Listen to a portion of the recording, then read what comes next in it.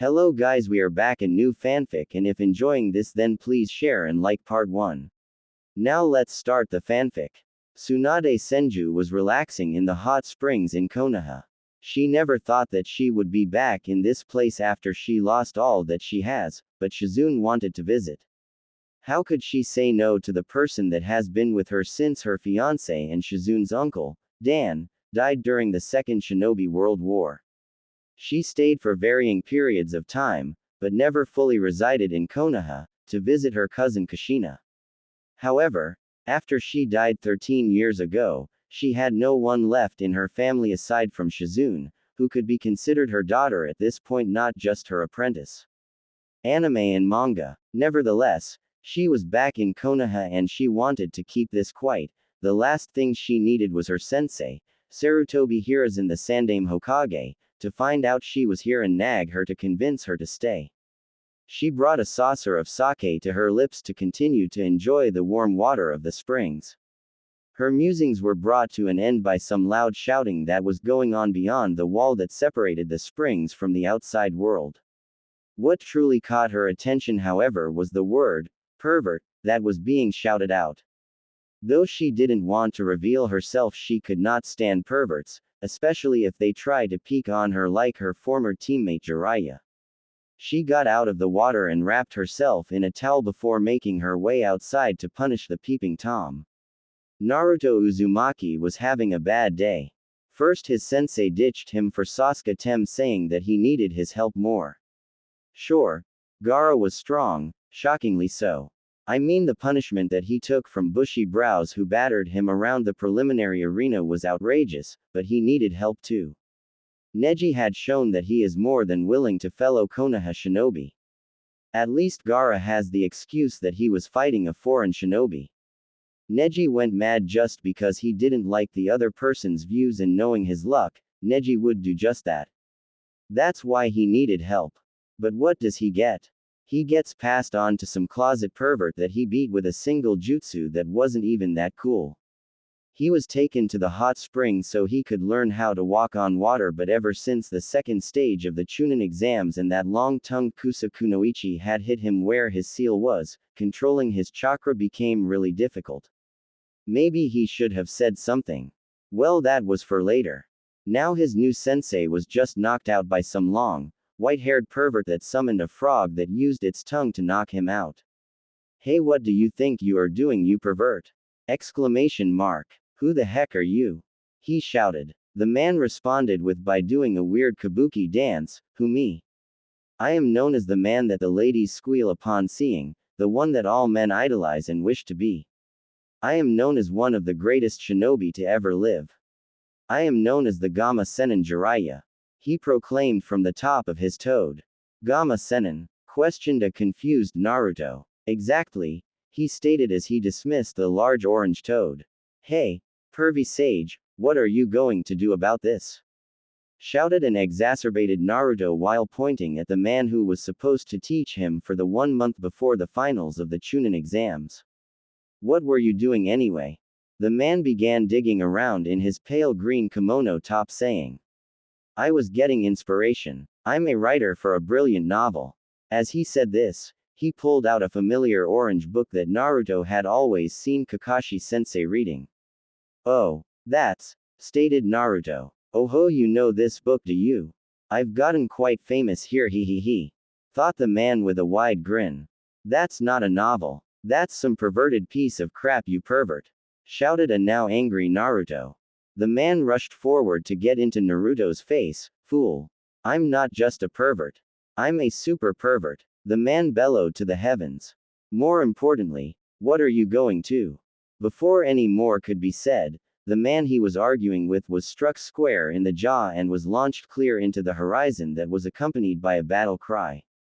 The wind kicked up from the strike, forcing Naruto to cover his face with his arms, which nearly pushed Naruto to his butt. He turned to see who struck the pervy sage, to see a woman, fair-skinned woman of average height with hazel eyes and a curvaceous figure with the largest bust he had ever seen, that had some kind of green crystal gem necklace on a black cord, that had a pearl on each side of the gem, nestled between them, with smooth legs and long blonde hair that fell almost to her mid-back while wearing nothing more than a bath towel to cover herself. He could also see that her fingernails and toenails had bright red nail polish on them.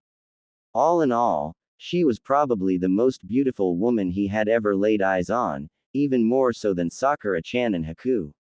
Though that last one always gave him chills when he thought back on the raven-haired boy. Once Tsunade had sent the person, who may have been Jiraiya, to the horizon, she turned to the person standing next to her. She was shocked, though she didn't show it, to see a boy with many features that reminded her of Minato in looks with Kushina's face. No way, she thought. A second later the boy seemed like he was going to speak. If he was speaking with Jiraiya, the boy would undoubtedly be a pervert himself, so she prepared to knock the boy out until he spoke. Whoa, that was so cool. You defeated the man who defeated my sensei in a single hit.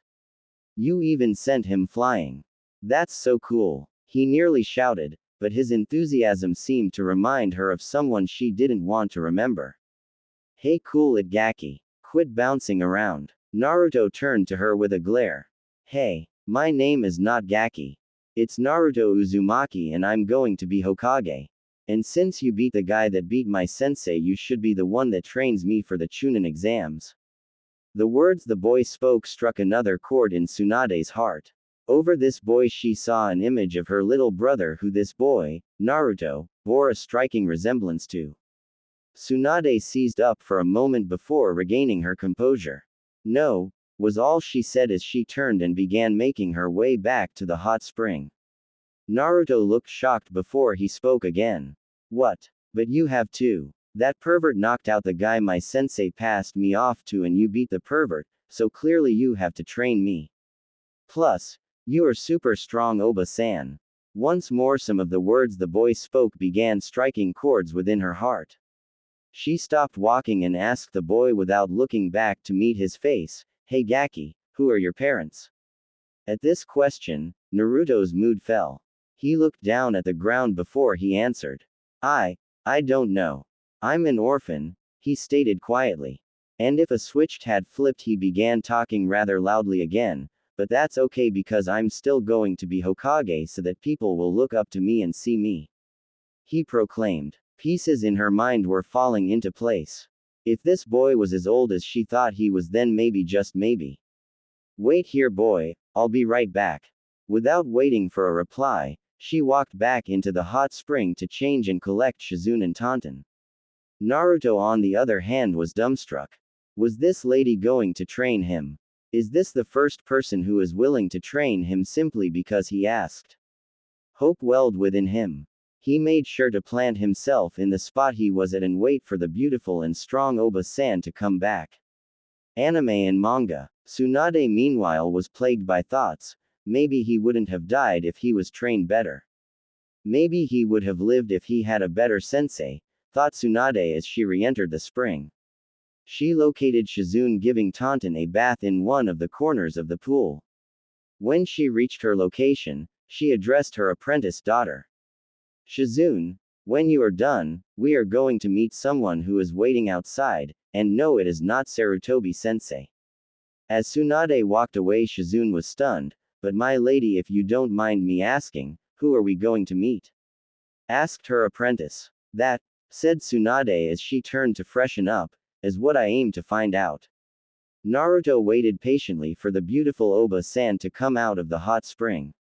He was getting antsy despite the little amount of time that had passed since she had left. Not being used to many people showing him kindness, he was always weary until they showed they weren't going to treat him like the villagers.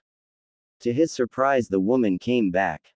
She came out in a gray, sleeveless kimono blouse with a broad, dark bluish-gray obi that held it closed, bluish-gray capri pants, open-toed, strapped black sandals with a pronounced heel and a grass-green obi that had the kanji for gamble on the back inside a red circle. Following her was another fair-skinned woman who was slightly shorter than the blonde, same-style sandal though without the pronounced heel. She had straight, shoulder-length black hair with onyx eyes, dressed in a bluish-black kimono with white collar that was held closed by a violet obi.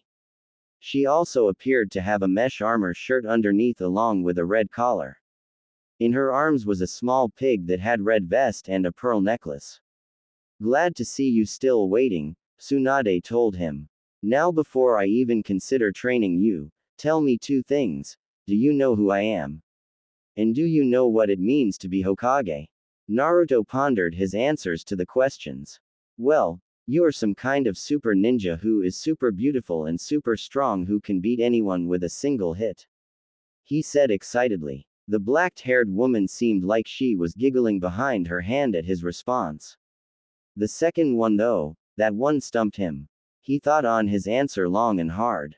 He then thought to what Hokage Gigi had told him long ago. As Hokage, it is my duty to protect this village. Not just the buildings but the people too. I see all the people in the village as my family and I want to protect my family. He also remembered the words Haku had told him when they met in the forest. Do you have someone precious to you? I believe to be truly strong a person must have someone precious to them. Having his answer, he answers the pretty Oba-san. I want to be noticed. I want to be seen as me. Tsunade frowned at his answer and was about to tell him to leave until he continued, but I also want to protect my precious people. To do this I need to become stronger so that I can keep them safe. Tsunade and Shizune were shocked by this answer. Tsunade saw an overlay of her brother Nawaki, her grandfather Hashirama, and her fiancé Dan, while Shizune saw Dan over the boy. Tsunade did her best to repress her feelings of seeing her loved ones in this boy. Feelings she had that were not felt since Dan. She thinks back on her thoughts that she had about her little brother back in the spring. If he is family, maybe this one I can keep alive. She thought to herself. Letting out a sigh, fine Gaki, I'll train you, she told him, surprising both the boy and Shizune. The three were making their way from the hot spring to training grounds to get out of the village unnoticed. Hey, Naruto, right? Didn't I tell you to tell me about any injuries that you have taken since the exam started, right? Naruto rubbed the back of his head sheepishly, forgetting that she asked him to do that. He was more into the route they were taking. It seemed to be a route that traversed the outskirts of the village, avoiding all the major areas where people like to congregate. It was almost like she didn't want to be seen, though if it was because of him Naruto could understand, though it did sting. Anime and manga. Not wanting to bring down the mood, Naruto responded in his usual energetic tone. Well, the first exam was really hard, ya know. It was this test that had all these super hard questions that I didn't know how to answer, he said a little downcast. Though he didn't see it, the two women raised an eyebrow at his explanation. Did he not know he could have cheated, or did he not have a method that he could have used? The two ladies thought as they walked. So, I just didn't answer any question until the last one, which I passed because that scared face proctor couldn't scare me. Proclaimed Naruto. Again, both women were surprised by his statement. He passed an information gathering test by not backing down. They both thought, well, he's certainly an interesting one. Seems like a way that Kushina may pass if she wasn't prepared for hers, thought Tsunade, giving her more suspicions as to who his parents are. Then after he explained that we could have cheated, his tone took a drop as he was told that he needed to cheat to pass. But it jumped up again as he continued his tale. This crazy lady that had a coat over some fishnet clothing came bursting through the window saying she was the second proctor. Though I have to admit her entrance was pretty cool, he said with a nod and his arms crossed. What happened next was more of him running his mouth without thinking. Though it's not as cool as pretty Tsunade Oba-san punching someone into the sky. This caused Tsunade to smile softly while Shizune looked on curiously at her master's response. Anyway, she brought us to this place she called the Forest of Death, he said with a shiver. Well, I kinda told her that the place wasn't scary.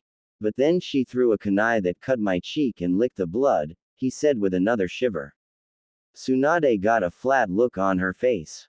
That is not a good habit. She could end up ingesting something poisonous or toxic if she does that to the wrong person just to intimidate a genin of all people, Tsunade thought with a groan. Then after she licked my cheek, some other lady with this super long tongue, like it was so long she actually used it to hand the crazy proctor her kunai with it, came up behind us with this creepy smile, he said as a chill went down his spine. This bit of news surprised both Tsunade and Shizune. It couldn't have been. The two thought but waited for Naruto to finish his tale before they questioned him about this long-tongued individual. Well, after that, we got our scroll since we were supposed to get a heaven and earth scroll to pass then make it to this tower in the center of the forest. When we got a little way into the forest, we had to make a stop, he said with a slight blush as he looked away. Well, I got captured, but it wouldn't have been an issue if he would have fought me fair and square, he said with a huff. Well, after I beat the guy and chased him off, Sasuke Tem said we should get a password. Here his anger grew a bit. Of course, the Tem picked something that he knew I wouldn't remember. After that we were hit with a large wind blast that sent me flying through the forest. When I landed this giant snake ate me, he said with a shudder and a pout. For the other two, however, this made their suspicions grow. If it was Orochimaru, he attacked this boy and his team. I can't believe he survived if it was him. The two thought in unison. After the thing ate me, I made it cough me up by creating so many cage bunshin until it exploded, he bragged as stood proudly before catching up to the two. After that, I rushed off to find my team. Well, he can certainly be creative, Tsunade thought. Well, when I found my team, that creepy long-tongued lady was wrapped around the tree rushing at Sasuke. With that statement the two laid his suspicions, and Tsunade's growing fear for someone who may be family, were confirmed. He is here. And yet we have yet to be confronted by an Anbu or Sarutobi sensei. Has this village become lax? Questioned Tsunade. Well, to save Sasuke I heroically threw several kunai in front of that freaky long-tongued lady which stopped her. Then for some reason Sasuke wanted to give up our scroll to that freak. I mean, come on. Just because some is stronger than you doesn't mean you give up. I mean, we didn't give up when Kakashi-sensei got captured by Zabuza. We came up with a plan and managed to win, so why would this be any different? Tsunade could feel a headache coming from this boy's stupidity, but she figured that if her teammate was disguised, he may not have realized who he was fighting. And if she heard right, he also survived fighting Zabuza Momochi, the demon of Kiri. This boy's luck is insane. Maybe I should bring him with me when I go to a casino next time, she thought as a glint appeared in her eye that didn't go unnoticed by Shizune. Well, before he could give up our scroll, I caught it and punched him in the face. Then the freak summoned another large snake that slammed its head down on the branch we were standing on before throwing me up into another one. Well, it tried to eat me. That was when I got angry and punched the snake. I actually bruised its nose. With one punch. Kind of like you, Oba-san, Naruto proclaimed. So, he's the boy Minato sealed the Kyuubi into. Well, I know he was selfless and Kushina was due around that time. There is one true way to be sure, but I won't know until his chakra control improves. Also, that sounds like what happened when Kushina was younger. When she got angry, she drew on the Kyuubi's chakra, even if it was by accident. Tsunade thought. Well, after fighting with the giant snake, it attacked a frozen Sasuke, like a coward. To save him I shielded him with my back while stabbing it with 2 kunai in the nose where I called him a scaredy cat, because he refused to fight. After that, the freaky tongue lady used her long tongue to wrap me up. She then used this jutsu, a 5-something seal, and slammed it into my stomach, then I passed out. If he still has the seal on, it's amazing that he can even move, though knowing how stubborn Kushina was, she would force herself to continue on no matter her injuries, she thought with a fond smile. Well, after I woke up, we made our way to the tower which we barely made it to. After that we fought in the preliminaries, as I guess there were too many of us for the finals. At this Tsunade interrupted him. Listen kid, I know that you'll probably want to tell me all about your friends, but I'm training you, not them. So, tell me if you have any injuries still and if that seal is still on you. Nodding his head, Naruto continued his tale. Well, even though I fought Kiba and he got some lucky hits in, I heal up pretty fast, so I don't think anything is wrong. Tsunade raised an eyebrow. Did you not get checked out at the hospital? Naruto looked down at the question, which surprised the two women. I don't like hospitals too much. I haven't had the best time there, he told them cryptically. Anime and manga. If what happened I suspect did, then the staff has certainly fallen in quality since I ran the place, Tsunade thought angrily. As for the seal, well, I still haven't told anyone. Actually, you're the first people I've told. Not even my sensei knows, he told them, half embarrassed, half sad. When Sasuke was injured, Kakashi sensei immediately checked up on the Tem. Even took him to the hospital after his fight. Even after his own fight, he didn't ask if he was okay. Sure, he healed fast, but it would have been nice to show he cared. So, he passed the preliminaries despite having a seal that basically made molding chakra impossible. Well, I'll give him this, he certainly is tough and never gives up. Every time he seems to get put in a bad situation, he doesn't quit. Hopefully this won't backfire for him, Tsunade thought.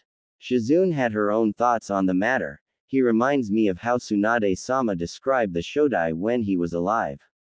Maybe he can help heal the wounds in Tsunade-sama's heart. We are here, Tsunade told the group. Naruto looked around and saw that they were next to a riverbed in the forest that was bordered by a heavily rocky bank on each side. There appeared to be some large boulders and a wide variety of plants near the trees. He turned his attention back to Tsunade. So, before we get to your training, there are going to be a few things we have to do. First, you are going to tell me what it is your last sensei was having you work on. Second, I am going to give you a full medical checkup to make sure you have no lasting injuries you may not know about, and third, I am going to remove that seal you have on you. Before you ask how, my grandmother was a seal mistress and taught me quite a bit. Though I am not known for it, I am quite good at seals like a teammate of mine, she explained. Well, I'm set to face this guy, Neji Hyuga, who is a real jerk because he tried to his cousin, Naruto explained with a huff while crossing his arms. So, the closet pervert said he was going to teach me how to walk on water, which is what I was doing until I saw that white-haired pervert peeking in on the hot spring, then after that I met you. He explained. Tsunade pinched the bridge of her nose. Did he tell you anything else he was going to train you in? Naruto just shook his head. Tsunade let out a grunt of frustration. He is set to face a Hyuga and all he was going to get was chakra control training. I don't care if he is the Kyuubi's Jinchuriki, that is just, she thought angrily. Well, good chakra control is a good foundation. In fact, a lot of my skills are based on perfect chakra control. However, not having anything else lined up suggests that he either didn't have much faith in you or that he thought it would take you a month to learn how, she said angrily. Naruto looked down at this.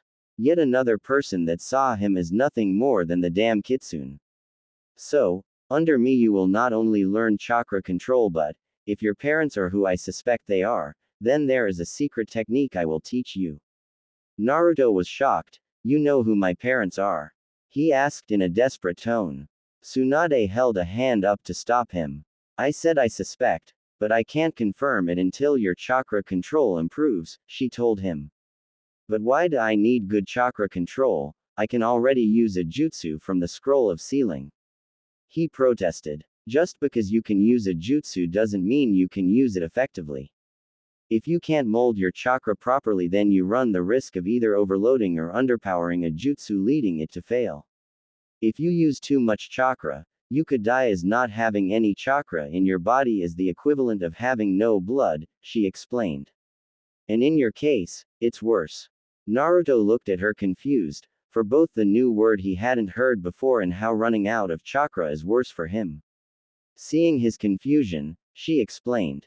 If you run out of chakra, the Kyuubi could flood your system to keep you alive, but that could lead you going on a rampage as its chakra is dark and malicious. Naruto was surprised that she knew about the Kyuubi and the effect his chakra can have on him. He began to quake in fear that maybe she was going to hurt him or turn him away. Seeing his expression, Tsunade spoke, "Yes, I knew you held the Kyubi and no, I don't care. I knew someone just like you and the kitsune did not define her. She perceived and became one of the strongest kunoichi I knew. Heck, sometimes she could even give the Yondaime a run for his money if he wasn't using his Horaishin. She didn't even need the fuzzball's power to do so," she explained with a fond look in her eyes.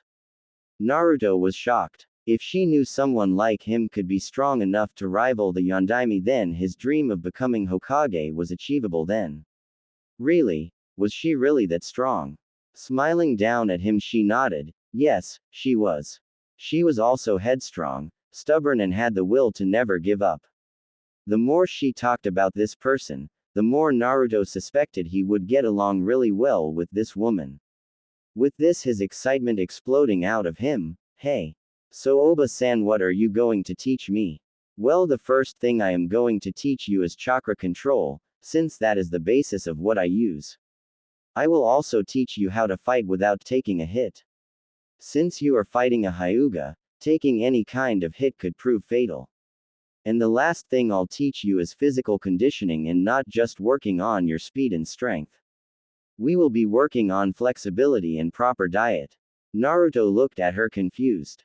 "What does diet mean?" "It means what you eat." "What does what I eat have to do with anything?" Tsunade let out a sigh. "Proper nutrition is what improves muscle growth, makes you stronger, improves your brain condition, helps you think better and understand more, and helps you grow taller. Having a proper diet can improve a shinobi's ability to survive on a mission," she explained. "Well, I don't need anything but ramen," Naruto said while nodding his head.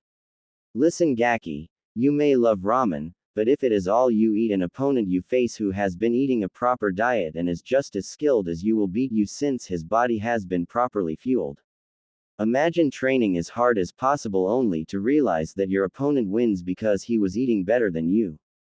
That would certainly make you memorable Hokage, but not a strong one." Tsunade used the same explanation she used on her brother to get him to eat properly, and seeing the look on Naruto's face, it seemed to still work. Under great protest, Naruto relented. "Well, let's get started," she told him.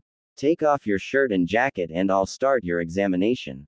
Following his new sensei's instructions, he removed his top and stood before her. Her hands glowed green unlike the usual blue. "Hey Oba-san, what's that?" Quirking an eyebrow, she answered him, This is medical chakra, something that can be achieved with excellent chakra control. Didn't they teach you this in the academy?" Naruto looked a little nervous. I may have missed that lesson," he chuckled. "Well then, I guess we're going to be filling what else you missed over this training. Everything I will teach you will require you to be quite knowledgeable," she told him. Naruto began to panic. I'm not great with studying," he laughed off. Tsunade and Shizune's eyes narrowed. "Well, that's not an issue. Using your cage bunchins, we can make sure you will build good habits." Naruto's face scrunched up in confusion. Tsunade let out a sigh before she explained. "The cage bunshin no jutsu was invented by my granduncle, the Nadaime. The jutsu allows the user to receive all the memories that their bunshin gain over the course of their life, though they can cause a feedback overload that could harm the user's mind if they use too many or dispelled at once or the person due to how much chakra they use," she explained. Naruto's eyes widened at this revelation. "Why didn't anyone tell me about that?" Tsunade looked at him with a quirked eyebrow as she began her diagnosis. "That warning should have been in the scroll when you were granted access." Naruto turned his gaze away from her. In response, she narrowed her in suspicion at him. "How did you learn the move?" Naruto was hesitant to answer. Shizune tried a different approach. Setting down Taunton, Shizune placed a comforting hand on Naruto's shoulder. "Naruto-kun, we can't help you if you don't talk to us. You can trust us, we won't judge you." After a moment of silence, Naruto told the two how he failed the Bunshin no Jutsu portion of the academy and that his former sensei had tricked him into stealing the scroll of sealing and learn a move from the scroll that he would pass a special test.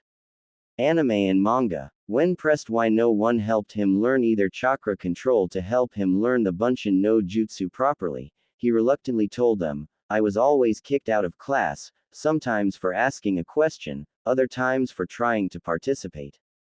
Anytime I would ask for help, the teachers would say I was being a nusha. A nuisance. Shizune finished. Yeah, Naruto confirmed sadly. By this point he had his head down while tears brimmed in his eyes. Shizune hugged him, which he returned, while Tsunade went over what she learned. This child is greatly malnourished. If I had to bet, the chakra of the Kyuubi must be healing that. If he is an Uzumaki, then his genealogy and the Kyuubi's chakra are healing his malnutrition, thought a seething Tsunade, remembering that this was not what her grandfather wanted for children in this village. Taking a deep breath, Tsunade spoke to change the subject, though now she has a better understanding of why he doesn't understand certain words and concepts that should have been covered in the academy. Well, now you know more about the jutsu you learned from the scroll. We will be using this for everything but physical conditioning. We'll get started once I get that seal off of you. Now raise your hands up and prepare to feel some pain. Naruto was released from Shizune's hug and wiped his eyes. Thank you. For what, Naruto-kun? Asked Shizune. For listening and helping. This time Tsunade hugged him. While the one he got from Shizune was nice, this one felt warm and comforting. Alright, let's get to it, Tsunade said abruptly as she broke the hug, a light dusting of pink on her cheeks that she hid behind her fist.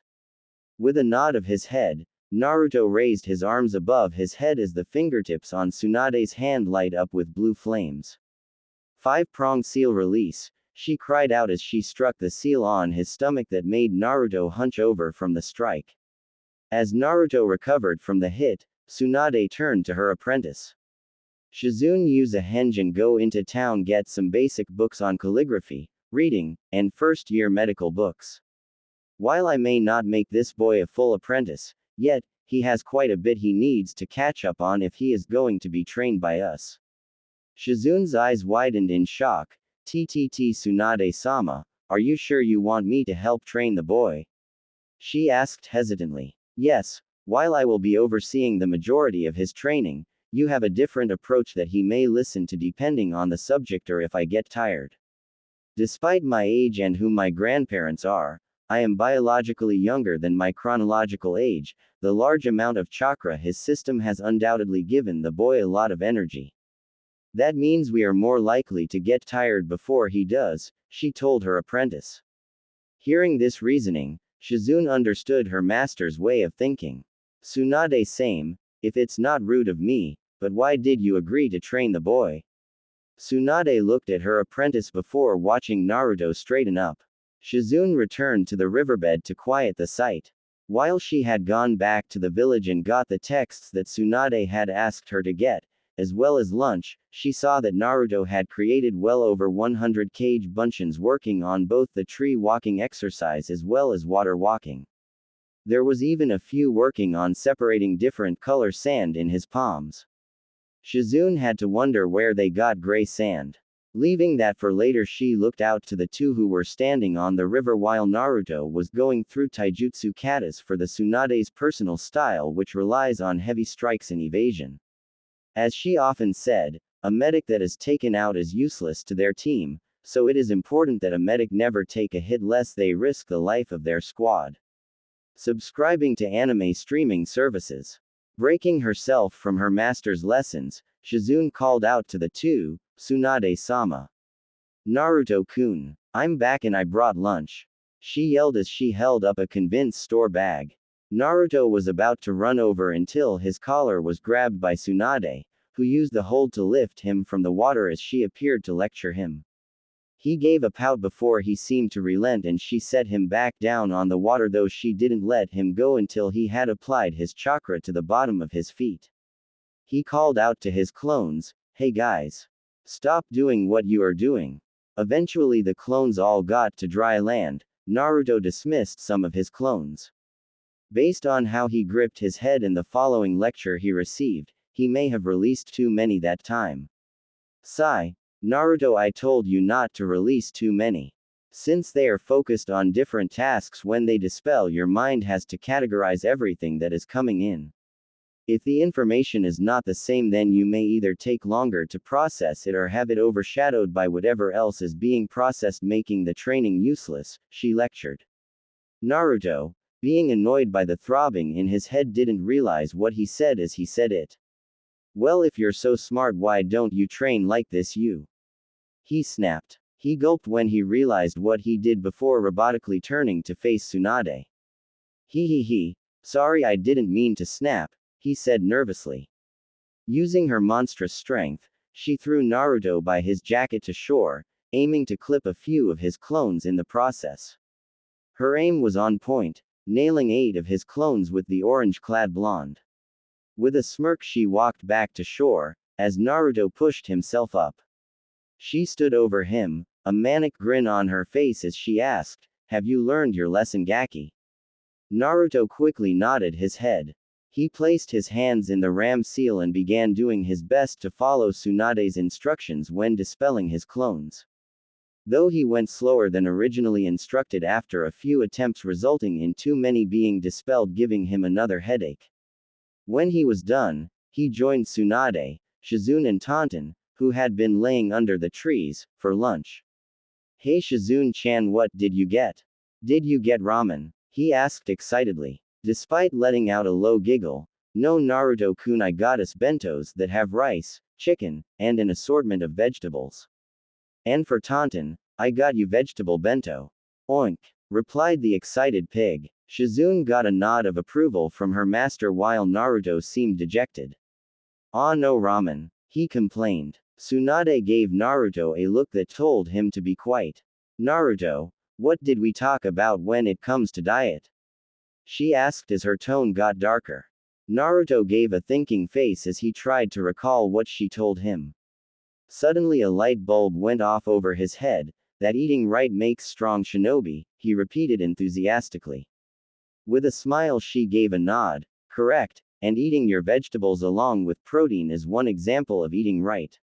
Naruto was quick to retort, "But ramen is healthy. It has meat in it." Tsunade let out a sigh. "While it does, it also is high in salt and lacks the best vegetables for a growing shinobi," she lectured. Naruto looked like he was about to argue with her again, but she cut him off. "Naruto, just because I am trying to get you to eat better does not mean you need to give up ramen. If you couldn't eat a meal that was unhealthy for you from time to time, a food like ramen would not exist. Like everything, too much of one thing makes it a bad thing." Naruto looked angry as he glared at her. His time with the beautiful lady in front of him had taught him that she is just as stubborn as he is. He refused to relent his stance on ramen, but if what she said about eating right was true, maybe he could give it a try. After all, what kind of shinobi wants to be remembered as, "They didn't eat right so they lost"? Not the best look for the soon-to-be greatest Hokage. With that, he left out a long sigh before he asked for the bento. Tsunade and Shizune smiled to him as Shizune handed him a bento and a pair of chopsticks. All four took a seat in the shade of the trees before letting out a prayer of thanks and digging in. While eating, Naruto had to admit that the vegetables he was eating definitely tasted better than the ones he had before. Though he was curious about something. "Nay Tsunade-chan, why are you having me focus so much on chakra control? Like, I get that you said it was like the big thing you used in all your techniques, but like, why focus on it so much?" Tsunade gave him a look before beginning her explanation. "Chakra is like a pool of water, or in your case an ocean," she said as she rubbed his head. Naruto looked dejected, however he actually leaned into the affection she was showing him. "You cannot control the actions of a body of water, however you can draw from it and pick out the amount you need. Think of a jutsu as a person drinking water from their own pool, too much water and they could drown or cough it up, too little and they are left thirsty. This is the point of chakra control, to use only the amount you need so a jutsu doesn't get overloaded or not activate," she explained. Naruto seemed to understand her analogy better than when Iruka-sensei tried to explain it. Last time he tried to get him to learn, he just went on and on about how good control makes things stronger and that if he didn't learn it then he would struggle to learn a jutsu.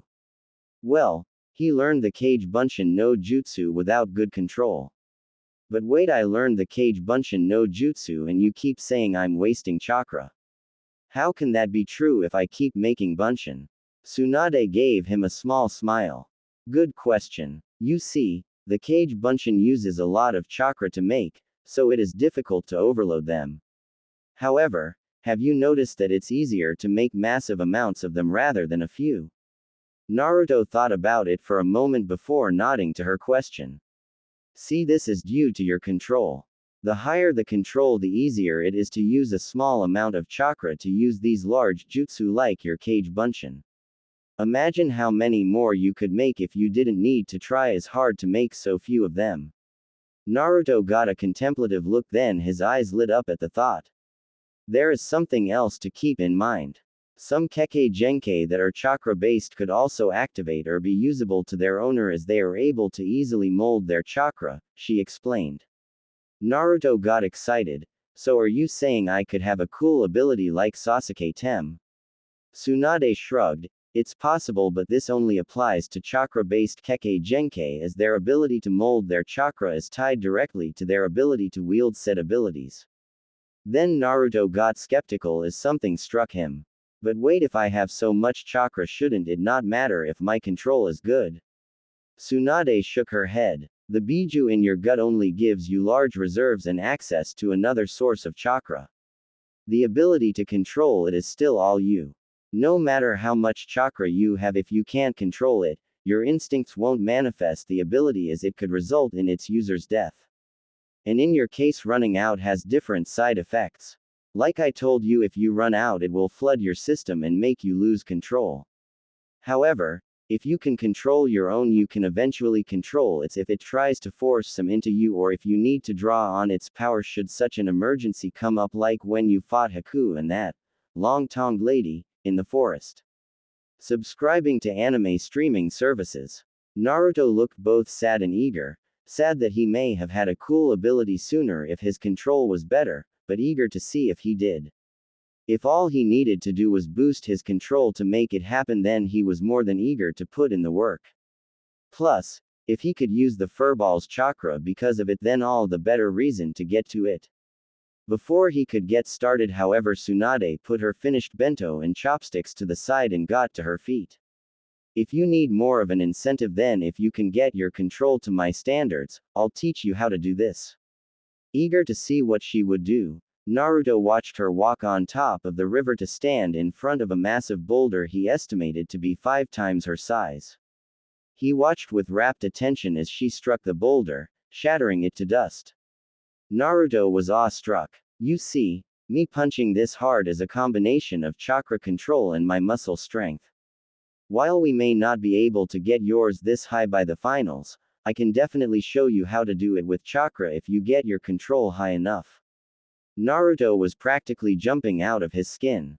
He could see it now. He punched Neji Tem and Sasuke Tem so hard he'd send them flying out of the arena. With the biggest smile he could have, he shouted, "Then what are we waiting for? Let's get back to it." She gave a smile to match his enthusiasm. Well, he is certainly eager, I'll give him that. Though I suspect that all that chakra has given him a form of ADHD based on the way he acts. He must have so much that it fuels him like a squirrel on caffeine, she thought to herself. Okay, however, this time we are going to do things a bit differently. Like I told you before, I am a medic nin, so you will be learning this as well. However, before we start there, Shizune is going to be helping you understand everything you had missed out on in the academy and before. To do this, I want you to be as honest with either her or myself as possible when we teach you. No question is too dumb or stupid, and asking for help is one of the tenets of a Konoha Shinobi, which is seen in our teamwork.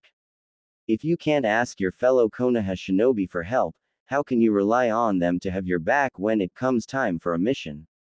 Naruto looked hesitant to agree, but after a bit of time, Shizune's kind words of encouragement, Tsunade's encouraging smile and pinning glare, he relented. Oh, okay, I got it, pretty Oba-san. Tsunade smiled and gave an approving nod. Okay, with that settled, make 150 kg buncheons and I'll give you instructions from there. With a nod, Naruto made his buncheons. When the Sea of Orange came to existence, they all looked to Tsunade for instructions. Okay, 50 of you are going to go with Shizune for studying. Remember, don't diversify into too many subjects at one time. Too much information at one time could mean that he doesn't learn at all. Also to all the Naruto buncheons. Remember to ask questions if you don't understand. You will do yourself more harm if you don't understand and don't ask for an explanation, she reminded. Shizune and the clones nodded.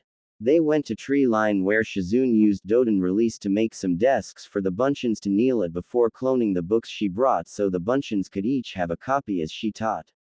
Tsunade turned to the remaining buncheons. All right, 10 of you come here, she called over. When the 10 stood before her, she reached into the water and pulled out some rocks. You 10 will be using your chakra to separate the different colors from the powder again. She crushed the rocks into powder and put the dust in a clone's hands. She repeated this until all the buncheons had a handful of powdered rocks. Go sit on the riverbank and concentrate. You don't need to do this quickly yet, for now focus on just doing it correctly. Speed will come with practice, she instructed. The clones nodded and got to work. Now for the remaining buncheons, I want you to divide into 2 groups of 45. She waited for the groups to divide themselves, though there were times that she needed to intervene to prevent the buncheons from dispelling each other due to disagreements. All right, the group on my left, she raised her left hand to speed this up, will go back to tree walking with the same instructions as before. You will run, and when you can run without concentrating, you will walk, and when you can do that without concentrating, you will float a leaf with your chakra in your hand. While you may not get past this point today, if you do, put them on different parts of your body. The best way to know when you succeed is the same as before, you can do it without thinking about it. The clones nodded before going away from the group Shizune was teaching and began their part of the training. She turned to the remaining group. You lot will be doing water walking with the same instructions, however the order for you is reversed. You will walk, then you will run, you will then add the leaves. Do you understand? She seemed to get a nod from all the clones before sending them off. Tsunade turned to the real one. Now you and I will go back to taijutsu on the water. With your large chakra pool, doing it this way will be the quicker way to get your chakra control to where I would like it to be. Naruto looked like he wanted to ask a question but also looked like he was holding himself back. Remember, I told you that were no stupid questions, so if you have one, ask. Taking a deep breath, Naruto asked his question. Why not have clones work with me on the taijutsu katas? If they can transfer the memories back, shouldn't that help me learn the style quicker? Tsunade smiled at the question. Good question, she complimented. Theoretically it could, however we have already split how many different sources you will be gaining knowledge from, especially with the set Shizune is teaching. Also you don't have the best habits in taijutsu, which I suspect is from your former instructors, so until I am sure that I have helped you correct what they taught you that was wrong as well as ensure that you can do each movement correctly, you will not be using buncheons to aid you, for now. If you practice a style or train with bad habits, they could leak into what you are trying to do and erase all the progress you would be making or prevent you from making any, she explained. Naruto seemed to appreciate the answer. Now let's get to it. If you want to use buncheons to help you learn this, then the more solid your form is, the quicker you can use them to help you. Keep in mind that for every kata you get right, I want you to do a body weight movement of my choice for the reps of my choosing, understand? Naruto nodded his accent and got in the stance she showed him earlier, hands up in front of his face while being slightly open with elbows tucked in, standing on the balls of his feet, while slightly leaning forward. Begin, she ordered. Hours have passed since Naruto started his training with Tsunade and Shizune. A tired Naruto laid panting on the riverbed while Tsunade and Shizune watched the tired blonde lay down, though Shizune was sitting down as she herself was tired from teaching 50 students. Well, I have to say I am proud of both of you, complimented Tsunade. Thank you, Tsunade-sama.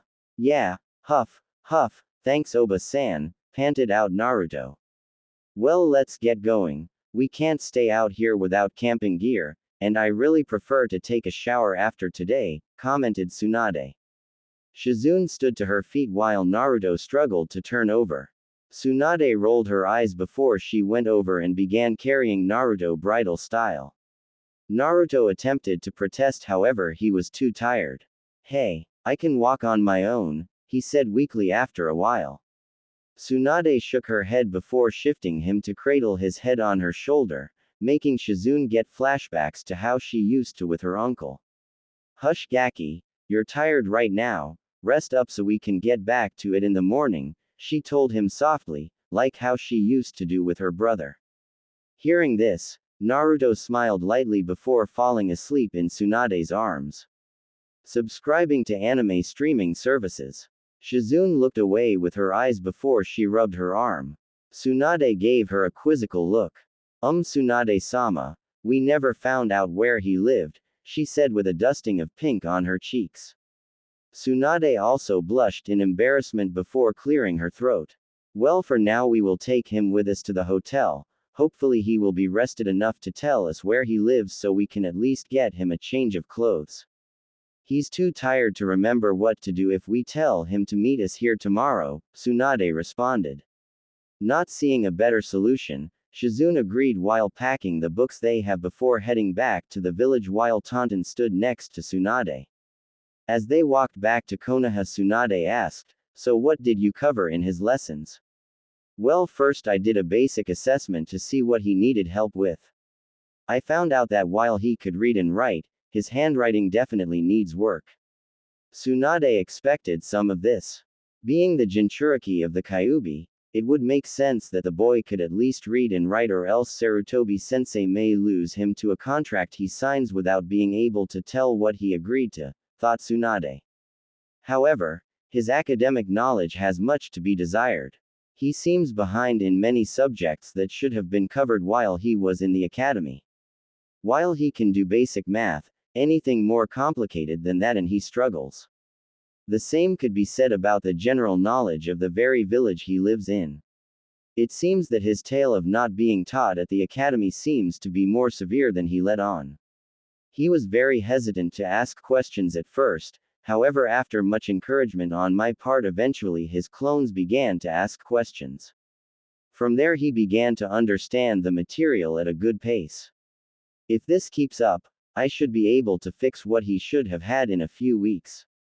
Currently the lesson plan is just making up what he should have learned in the academy and his calligraphy. Tsunade was angered by what she was hearing and what the boy had to go through. This is not what grandfather wanted when he created the village, and if he was a member of her family, well, let's just say that building supports don't take to kindly being pressed sideways. The three arrived at the hotel they were staying at rather quickly. It too was on the outskirts so they didn't get seen by anyone, especially at this time of day.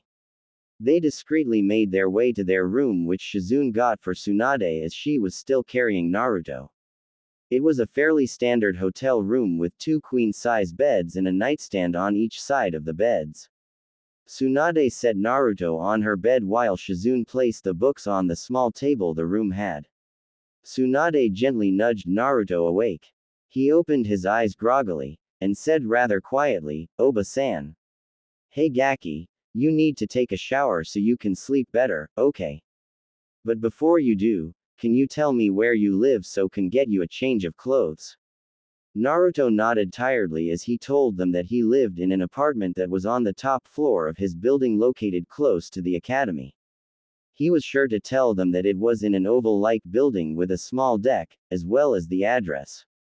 Though he did have to repeat himself a few times as he did mumble from time to time. Once they got his key, Tsunade sent him to shower. Shizune, you stay with him. I'll go get him a pack so if this happens again, we won't have to worry about it.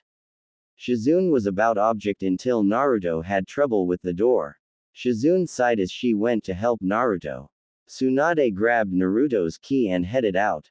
She had to go out discreetly, especially with where his apartment was located. When she got through his door, she can't say she was pleased. While it was decently sized, having a separate kitchen, bath, and bed, the walls seemed to have cracks throughout them. There were garbage bags in some of the corners of the room. He had a clothesline in his bedroom. There was food containers stacked all over the place. If she had to guess, this place was in good condition when he got it, but it seemed like no one checked in on the boy to make sure he was doing all right. This place is in desperate need of repairs. It also seems like this kid has no sense of cleanliness. Did anyone look after him while he was younger, or was he just left on his own? That makes no sense. Surely someone would have taught this kid basic cleanliness, or at least checked on him, thought Tsunade.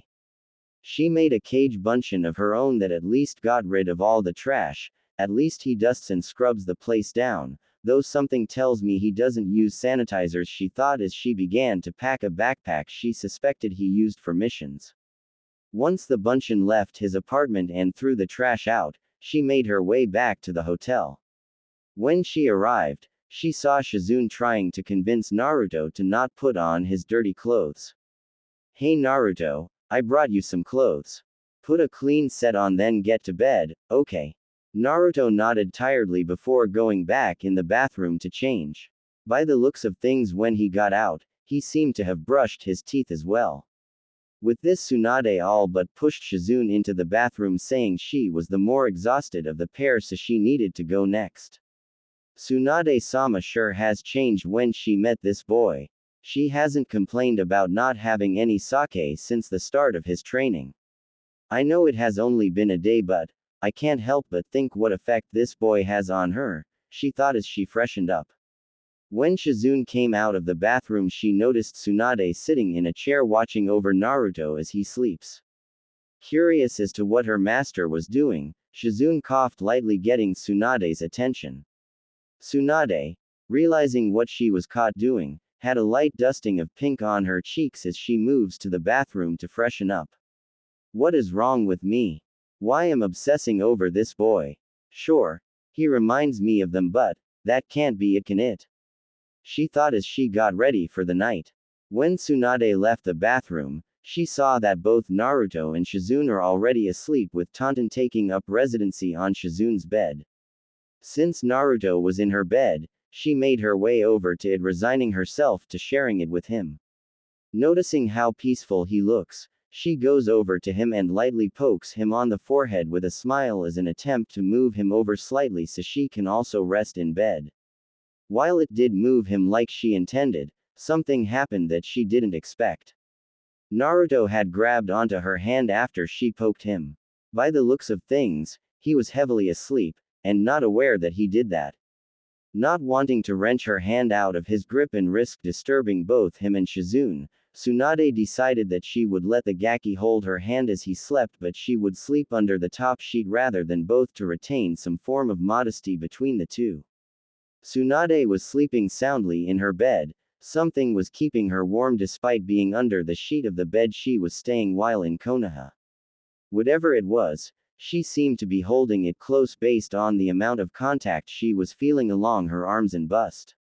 Suddenly it began to move and shift, probably trying to out of her grasp based on what she was feeling.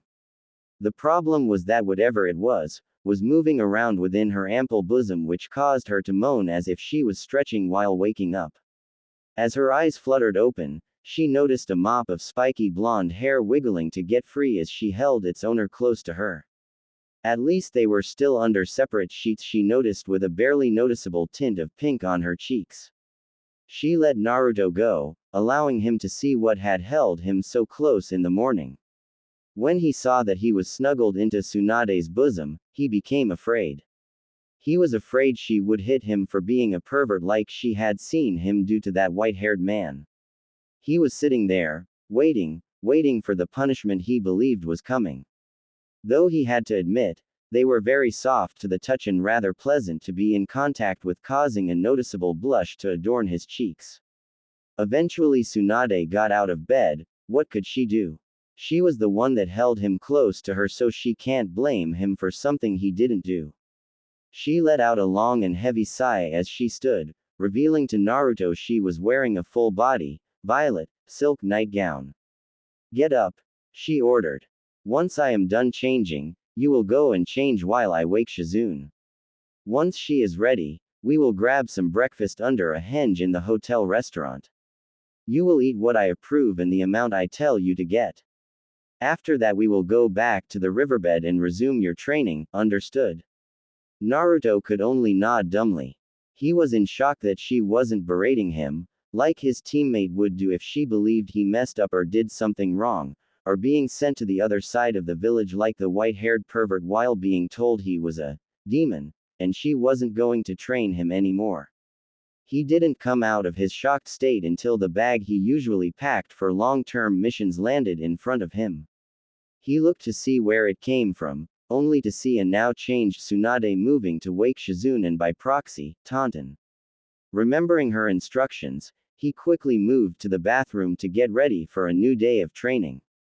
Once Shizune was ready, the group hanged into a different appearance, ones that made them not stand out and look rather ordinary before collecting what they would need for his training and making their way to the hotel restaurant that was serving breakfast. Naruto looked around, taking in the sights and smells he didn't often come across. He looked like he was ready to run over to the provided buffet and just take what he wanted. However, he was stopped by Tsunade as she placed a hand on his shoulder. He looked up at Tsunade, confusion on his face. Remember what I told you? Tsunade waited for his response. After a few seconds he remembered as he smacked his hand with his hand. Yeah, you said that you would be telling me what I can eat and how much, he responded with a reaffirming nod. She nodded in confirmation. What I want you to get is 2 servings of eggs, a cup of oats, some fruit of your choice and some congee with dried shredded fish. Naruto looked at her confused. Why those foods, Oba-san? Tsunade appreciated the question. Well, eggs and the congee are a source of protein that will help with muscle development. This won't guarantee you larger muscles, but it will help you grow stronger as you work out.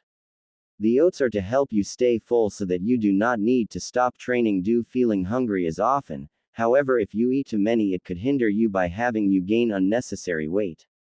The fruit is for the essential nutrients to help with memory and help you gain what you won't get from meats, she explained. While Naruto didn't fully grasp why she chose the foods she did, he did understand that they would help him grow stronger, and for him that was a good enough reason to follow her advice. Besides, he bet that either her or Shizune would end up teaching him what all of this means anyway. With a nod of confirmation, the three set out to get their food, Naruto only getting what Tsunade told him to, though she did give him a stern glare whenever he tried to go off of the prescribed diet. Though these were not foods he was not used to, some of them were pretty good. When they were finished eating, the group went back to the riverbank to resume the training they had started the previous day, though what he learned from Shizune changed as well as the addition that he had to try and catch Taunton for 2 hours, much to the pig's protest. A week has passed since Naruto began training with Tsunade, and he has to admit that this has been the most intensive week of training he had been through. With the diet he has been following from Tsunade every day, he noticed that he had started growing a bit as he was eating far healthier than when he was just eating ramen. He had also learned a lot of stuff from Shizune. He didn't even know that there were more Biju than the Kyuubi. Who knew what you could learn this stuff from history class? When the end of the week came, Naruto got excited. Using 100 clones for 7 days a couple times a day really helps with improving one's chakra control.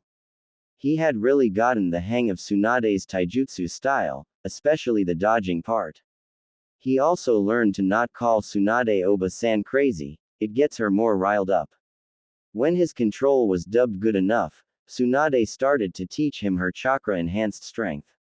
He also noticed he was not tiring as easily. Apparently, the body weight movements, as Tsunade called them, were helping his muscle development and improving his stamina while chasing Taunton improved his speed and reaction time due to how she could make very sharp changes in movement. The real problem came through with the stretching cool down. As she did them with him, He became very aware of how beautiful she was, and it sometimes made his chest race and sweat a little more when he was close to her sometimes. It also didn't help that she still hugged him overnight, as he still found himself waking up either holding her hand or her hugging him. He did ask why his clones were still doing calligraphy though. Because by the end of the second week I'll be having you learn Fuinjutsu. Naruto gave her a questioning look. You see, Fuinjutsu is an art that many people rarely use, however it can be very strong. Remember the Yondaime used it to defeat the Kyuubi? She asked, to which he nodded his response. There are also explosive tags and storage scroll, to name a few examples. With this art you could even learn a seal that would even boost your healing rate to such a degree that even if you lost your heart, you could grow it back, she had told him. His reaction of course was that of a starry-eyed child, greatly expressing his eagerness to learn this awesome jutsu. Hold on, first you need to have better handwriting so you can make the seals. One wrong brush stroke could mean that you'll be out of commission to fight the Neji kid you want to fight so badly, she warned him. This, obviously, had gotten his attention. He wasn't going to miss out on his chance to teach Neji Tem a lesson. Plus, she has given him more training than anyone else he has met or learned from, while Shizune made the stuff he was learning far easier for him to understand, so that was a plus. He would listen to Tsunade-chan when she warned him about how dangerous Fuinjutsu is. Tsunade faced her latest protege with her arms crossed under her magnificent bust. Are you ready to start learning my enhanced strength technique, Gaki? Naruto excitedly bobbed his head in anticipation. Yes. He shouted eagerly. Alright, but before we get started, I want you to make your clones again, however. This time, however, I want you to make 200 Kaga Bunshins. Naruto sat still with his hand raised, waiting for her explanation. He had learned that if he asked her or waited patiently, she would explain her actions. Realizing that he was asking why she wanted him to do this, she clarified, you are probably asking why we are increasing the amount of Bunshins. With a nod of confirmation she continues, well, for this technique we are adding clones to ensure that you at least have a rudimentary version ready for your match. While you will still be having a set doing water walking with the leaves, they will also be practicing the katas of my style while we work on the enhanced strength technique, as you can never have enough control over your chakra, especially if you want to use your tenant's chakra in the future. The set that would normally be doing tree walking will be meditating. This will help you understand your chakra's flow, which you will be attempting to manipulate, which will help you feel if you ever get put under a genjutsu, as your flow will be disrupted when under one's effects. Since I know Shizune has gone over the basic principles and methods of escaping a genjutsu with you, being able to manipulate your chakra at such a level will help with your ability to perform the personal release method, as you will be able to feel the change in your chakra flow. Naruto looked a little lost with the explanation. Tsunade waited somewhat patiently to see if he had any questions. So basically, the point of meditation is to make sure I'm not affected by genjutsu. Tsunade shook her head in the negative. Not quite. See, everyone can be affected by genjutsu, since it is an art centered around subtlety. What it will do, however, is help you recognize one by your chakra flow and make it easier for you to escape, she clarified. Subscribing to anime streaming services. Naruto took up a thinking pose before responding, that makes sense. So, when do we get started? He asked eagerly. With a smirk on her face, Tsunade responded, right now, make your bunshins and we will get started. Naruto responded with a smile of his own while making his bunshins, who set off to their appointed tasks, with Tsunade's group staying to hear her instructions.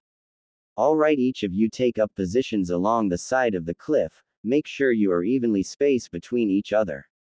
Tsunade waited patiently for the bunshins to get into position. Now what this technique involves is concentrating chakra to your fist. While this part does not require much control, what does is when you release it. You need to release the chakra right at the point of impact outward from your fist.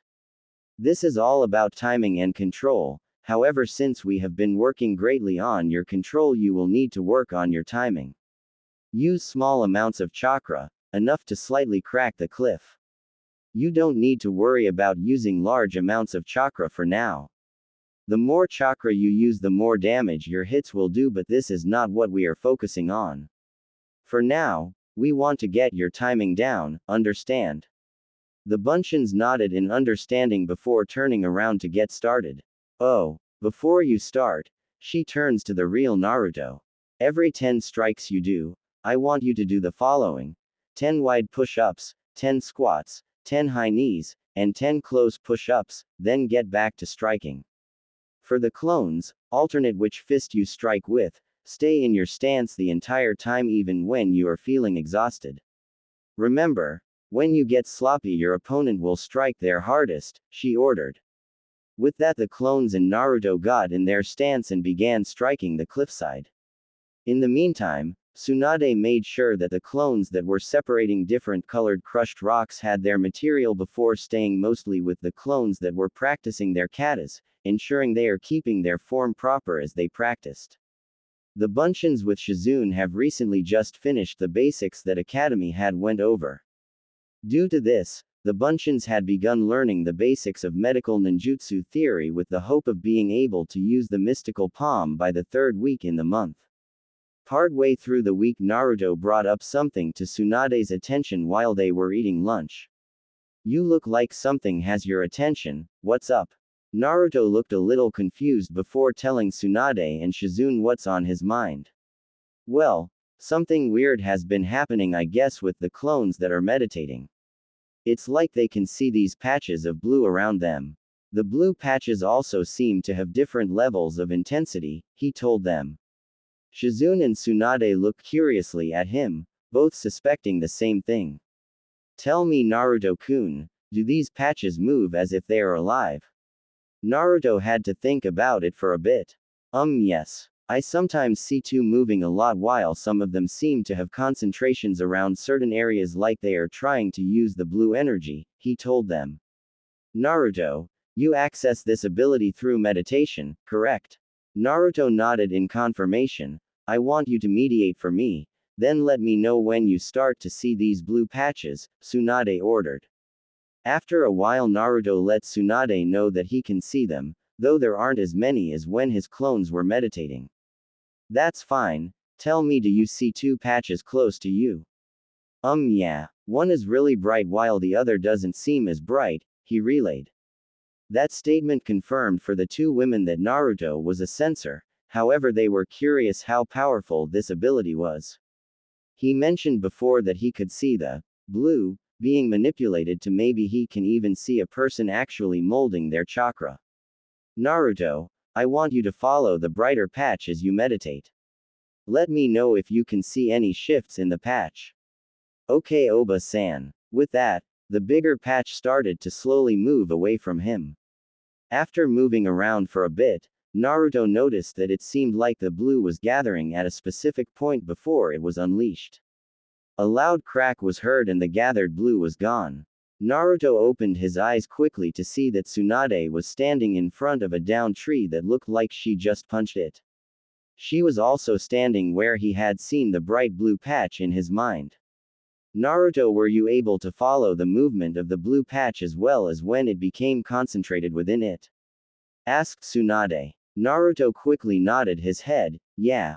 What was that? He asked quickly. Well Gaki, it seems that you are a sensor nin. Meaning you can track chakra signatures, those are the blue patches you described.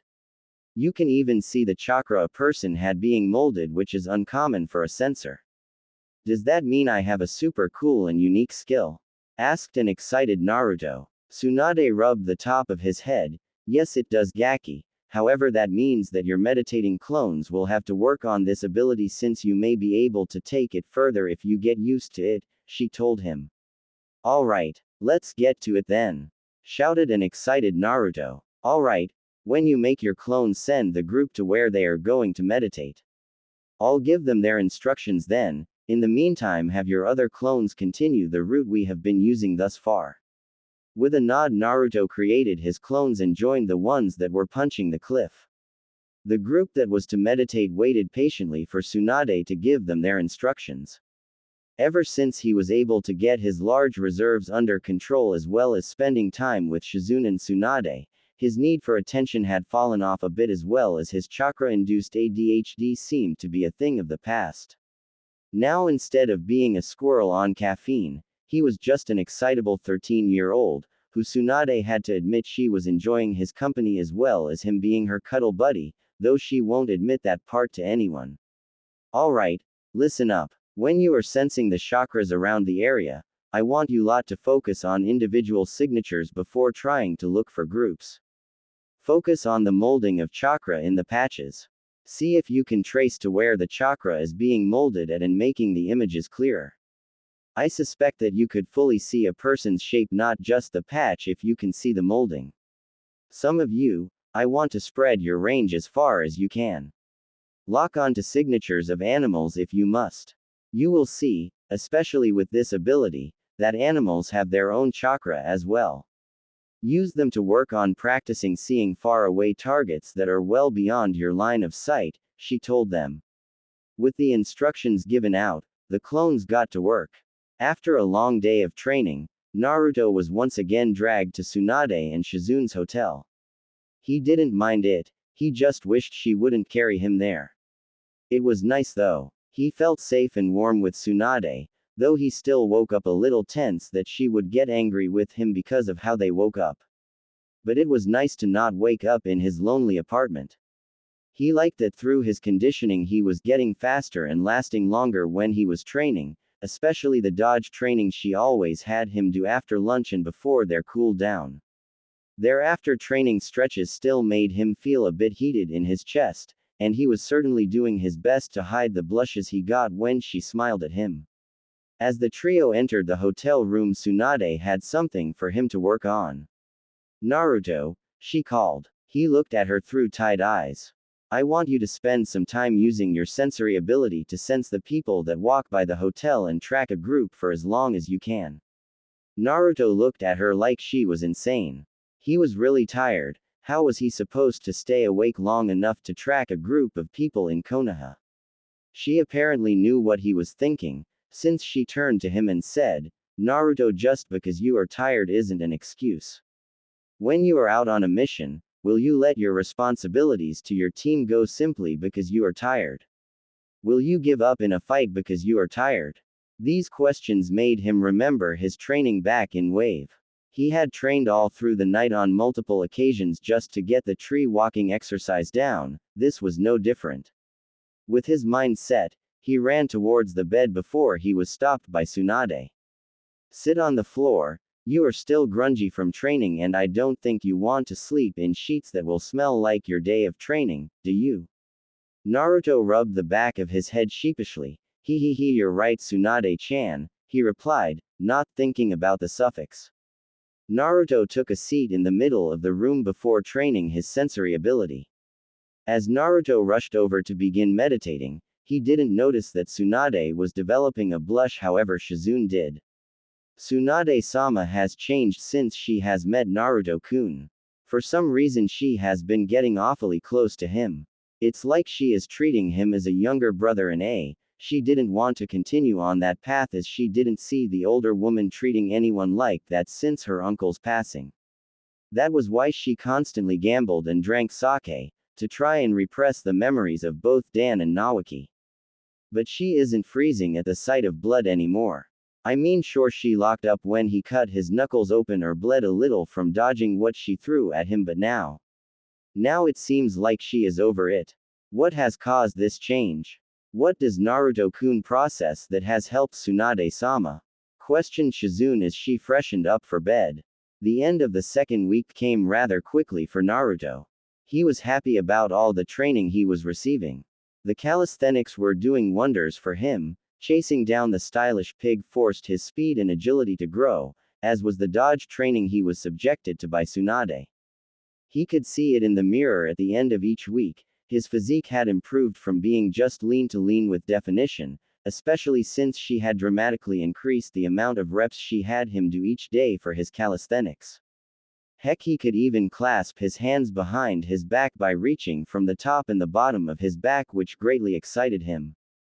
His chakra control had gone up insanely well thanks to the first week as well as his clones continuing to work on it through the second week. Anime and manga. He could do the dumb Bunshin no Jutsu now. When he asked about it after training and the lessons from Shizune, Shizune explained that the jutsu use very little chakra as it is used to be diversionary jutsu as well as one taught to learning shinobi so they would have some means of escape if they had ever come across a senior shinobi. This was especially true during the clan wars era that preceded the hidden villages, where very young children could be ambushed and it almost how he and his team were by Zabuza. That amazed Naruto. Originally, he figured that the jutsu was useless as it was just an illusion, but if it could save lives then he could definitely see it as useful in such a situation. When it came to his super strength, he was making a lot of progress. Though he didn't like using so little when he started, when he received the memories of a clone about to lose its arm as it go a little ambitious in using more chakra than Tsunade told him to use.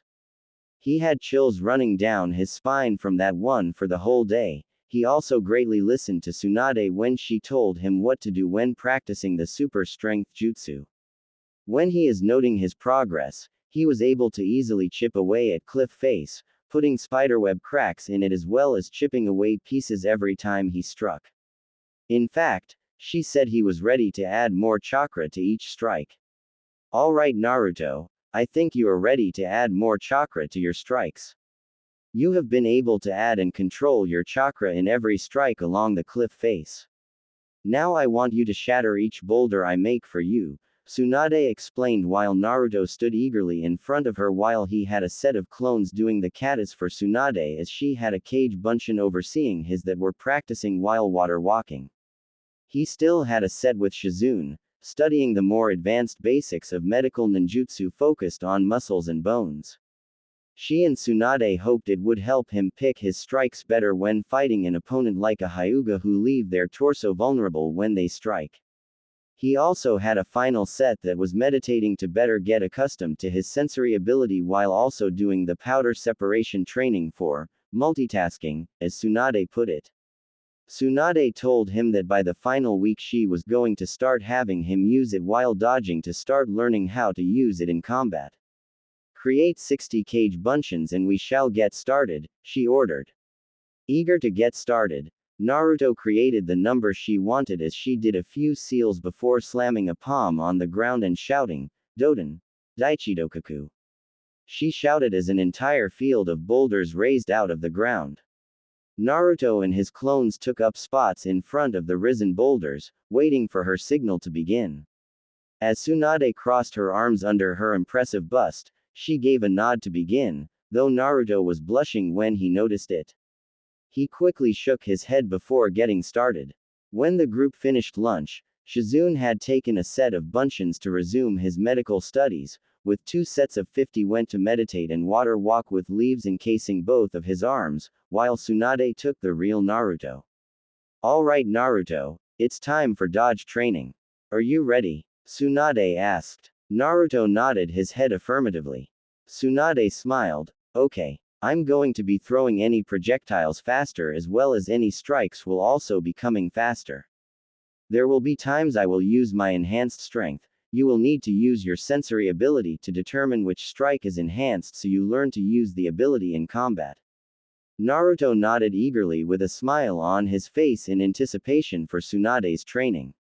The dodge training had been going on for almost 4 hours now and Naruto was getting a little slower as Tsunade kept ramping up the intensity. Sweat was pouring down his brow as he took in gulps of air between each reprieve at this point. Dodging a quick side kick by jumping back, creating distance between himself and Tsunade. Much to his terror Tsunade used her incredible strength to rip a boulder out of the ground, which she hurled at him with insane speed. Naruto went wide-eyed at the incoming projectile. From the speed it was traveling, he was quickly learning he couldn't dodge this.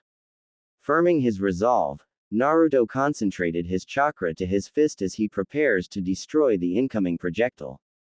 Thanks to his chakra control training, gathering his chakra and releasing it for Tsunade's inexcusably heavy chakra control training, Naruto was able to quickly channel chakra to his fist in the time it took for the boulder to reach him. Naruto threw his fist forward to smash the boulder, only he was not expecting what accompanied his fist. From his chest, following the path of his fist, were several spiked, golden glowing chains that had spear tips as the leading link on every chain. The chains assisted in utterly destroying the incoming projectile. This stunned everyone. Tsunade went wide-eyed at what she saw, while Shizune and his bunchins turned to the sound of the chains clinking as they extended. Naruto stared in awe at the chains that came from his chest. Wow, this is so cool. Hey Tsunade Oba-chan, what is this? Is it a Kekkei Genkei? He asked in rapid fire. Tsunade stood frozen. Seeing a blonde with the chains, she had known her niece, Kushina, to have, along with his other features, confirmed his parents to Tsunade. While Naruto was enjoying his new power, Tsunade walked slowly toward the energetic blonde, eyes wide with robotic steps. Just as she reached him, his golden chains receded into his body. Naruto looked up. Seeing Tsunade's expression, he asked, Oba-chan, are you okay? Tsunade knelt down to his level, before pulling him into a powerful hug, shocking Naruto. Oba-san. Tears ran down her cheeks. We are not alone, Naruto, she said through her tears. This shocked Naruto. What do you mean, Oba-chan? Tsunade continued to hold Naruto close as she said the words that Naruto would never let go of. I know who your parents are. In fact, I am your biological Oba-san, Tsunade told him. Naruto was shocked. He had family, the one thing he wanted above anything. Naruto slowly raised his arms, returning the hug Tsunade was giving him as his own tears began to flow. See, can you tell me who my parents were? He asked softly. Tsunade nods as she pulls away. Your Ka-chan's name was Kushina Uzumaki, she started. She was a tomboy, especially when pushed, she started to tell him, effectively calling practice to a close for the two. Anime and manga. As she talked, Naruto sat next to Tsunade, leaning into her as she had an arm wrapped around his shoulder. She squeezed his shoulder tightly as he broke down when he was told that his father was the Yondaime. Naruto was crying into Tsunade's shoulder. Why? He whispered. Why did he seal the Kyuubi into me? Tsunade was unsure of what to say that could alleviate the boy she held close in her arms. Deciding to talk about how she knew him, Tsunade spoke. They loved and trusted you above anyone else that could bear this burden. He and your Ka-chan loved you greatly. And while I believe Kushina would have never wanted you to carry the same burden she did, your two-san would have trusted you to be strong enough to handle it, and from what I see he was right, she said as she kissed his forehead. Naruto stared up at Tsunade with wide eyes as tears trickled down his cheeks. He latched onto the arms that were wrapped around his waist, holding them close. Tsunade leaned into his back while holding him tightly, showing as much comfort as she could to her grandnephew. After Naruto had calmed down, Tsunade continued to tell Naruto about his parents. One skill your parents were highly proficient in was Fuinjutsu. For your Ka-chan it was expected. After all, those of Uzumaki descent find themselves predisposed to learning the art, claiming that it comes naturally to them. Your two-san, who was not an Uzumaki, was just as proficient, so who knows, maybe you are too. Would you like to find out? Naruto thought about it. If he was to study, then he would be closer to his parents in some way. That was enough of an excuse for him to give him his answer. Yes, he all but shouted with a vigorous nod. Tsunade began to pet his head. Then we shall get started tomorrow, she tells him with a brilliant smile. Despite Naruto learning about his parents, the day quickly came to a close. He was greatly worn out, falling asleep in Tsunade's arms. If he was awake, he would feel embarrassed from resting his head on Tsunade's bust. Despite his position, Tsunade carried the sleeping blonde back to the hotel to lay him down to rest. As she carefully placed Naruto in the bed they shared, Tsunade went out of the hotel in a henge to gather the supplies for Naruto to begin learning Fuinjutsu. If he has his parents' skill in the field, he could definitely learn a skill like applying seals with chakra in no time. As she held him that night, the sensation that Tsunade has been feeling since she had met this boy was becoming stronger. Instead of reminding her of Dan, it was stronger, making her more possessive of the young blonde. As she returned to the hotel, she noticed Naruto still asleep in bed, and based on what she could see, he had presumably woken up to get ready for bed, with Shizune coming out of the shower. "Ah, Tsunade-sama," she said in a whisper, "the shower is free and ready for you." Tsunade gave a nod of appreciation and acknowledgement to her apprentice's statement before setting down her recent purchase and heading into the shower. When she came out, Tsunade noticed Shizune and Tonton had taken to their own bed and were breathing softly. She herself climbed into bed, though this time she didn't bother to sleep a sheet above Naruto. Stroking his cheek lightly, she was surprised when he rubbed against her hand as a small smile seemed to form as he slept. Smiling lightly, Tsunade wrapped an arm around the boy, pulling him into herself, causing him to snuggle into her. Normally she would beat any man that would try what the sleeping blonde had done, however for him she merely kissed the top of his head before she too fell asleep. The light of the morning sun had shone brightly through the now open window of the hotel room that Tsunade and Shizune were using. The light seemed to be able to find just the right spot to hit Tsunade in her eyes. Tsunade let out a low groan. In a low tone, "Shizune, close the curtain," she said as she attempted to shift away from the light only to feel something sniggling into her as she moved. With one eye cracked open she looked down to a mop of spiky, sun-kissed blonde hair. Recognizing who had this shade of blonde hair, Tsunade brought her head down as if to rub her forehead in his soft hair as she maintained her hold on the young blonde, nearly falling back to sleep in the process. Naruto had some light bleeding into the corner of his eyes. Trying to avoid the light and remain asleep, Naruto nestles into his warm pillows, one of which seems to be on top of his head, though he wasn't going to complain if it blocked the light. Whatever he was snuggling into made him feel warm and safe. This is one of the best sleeps he has had in a while, even more so than when he first snuggled into Tsunade. That thought nearly snapped him awake. This feeling, it's like when he snuggled into Tsunade's bosom the first time. If his intuition was correct, his heart began to race at the implications, causing his face to heat up. Apparently, this was not a good thing, as whatever he was up against pulled him closer, presumably for more warmth. With the comforting grip that was around him, Naruto resigned himself to the punishment he was set to receive. It would be around another hour before Shizune would wake both her sensei and their shared pupil. Shizune approached the sleeping blondes. After seeing the two cuddling for 2 weeks now, the sight no longer was surprising to her as the first time she saw it. "Tsunade-sama, Naruto-kun, it's time to wake up. The buffet is closing soon," she told the sleeping blondes. 5 more minutes, Shizune," said Tsunade, sounding like she was nursing a hangover. Was Naruto's input. Shizune giggled behind her sleeve before she picked up Tonton and used her to nudge the two sleeping blondes. Tonton, getting the hint, used her nose to nudge the two blondes awake. Tsunade was the first to wake, and with her jostling Naruto was woken up. The groggy blondes met eye to eye, causing the two to blush, though neither was quick to separate. Giving the younger of the two blondes a head rub, Tsunade sat up with Naruto before encouraging him to get dressed so they could start the day. The three, plus Piglet, arrived at their usual training area, though admittedly later than usual. This was due to two blondes wanting to sleep in, though Shizune couldn't help but feel a little jealous at the budding couple. "Alright Naruto, since we are late for our usual training, we are going to be doing things a little differently today. We will be focusing on the manipulation of your chains. From what I remember of your Ka-chan and my Ba-chan using them, it was equal parts chakra control, which we have been doing and probably allowed you to spawn them and concentrate to control them.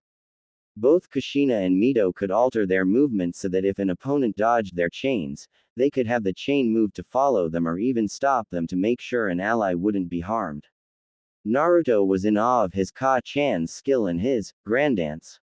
No matter, to hear their prowess with their chains, and was giddy to get started to surpass his family members. "Now to start your training, we will have you use 1 to 2 chains at a time, having them move in sync before we have you try to move them independently. The next step will be to have you walk while they are acting, since keeping you stationary will make you a sitting duck. Naruto barely managed to keep his excitement contained. If not for his prior training with Tsunade, he would be shouting and bouncing around until she clobbered him. Now, however, he was giddy to get started without doing something that would make a scene. It was a few hours of training before lunch was called. As per the new norm, Naruto was sitting closer to Tsunade as the four partook of their lunch. "You're doing great with your training, Naru," commented Tsunade. Naruto let out a sigh. "I guess, but so far, I can only get 2 chains to go in one direction. I can't get them to do separate actions," complained Naruto. Tsunade rubbed Naruto's head to comfort him. "Don't worry about that for now. I mean, you were able to use your chains to lift a log and move it to the other side of the river with barely any damage. Not any easy feat for someone who has just unlocked their Kekkei Genkai," praised Tsunade. Naruto's smile came back with her praise. "Well, the day's not over. You'll see by the end of the day. I'll be able to have them move separately." "Datbeo," cheered Naruto. Tsunade's smile grew from his declaration. "I have no doubt," she told him. Anime and manga. The middle of the week was closing fast. Naruto had kept his word to Tsunade, being able to create 2 chains that were capable of operating independently of each other. This success was met with high praise from both Tsunade and Shizune while Taunton was clapping for his success. This led to an event that surprised both older women. "Naruto-kun, you've been working really hard these past few weeks, so tomorrow is going to be a rest day." Naruto looked to Tsunade curiously. "But why, Tsunade-chan?" Tsunade gave the young blonde a small smirk. "Because Naruto-kun, taking rest days are important for proper recovery. This doesn't mean we will be doing this often, however I think you earned one after such amazing progress," she told him happily. Naruto smiled back as he listened to her explanation. Shizune was happy for her master. She saw the progress Tsunade was making in improving her emotional health thanks to the younger blonde. Having an idea, Shizune made a suggestion. "Naruto-kun, Tsunade-sama. Why don't you two spend the day together?" The Ravenet said happily. Thinking of the idea, Naruto was all too excited to agree as he always wanted someone to spend a day with since everyone else he knew was almost always busy leaving him by himself.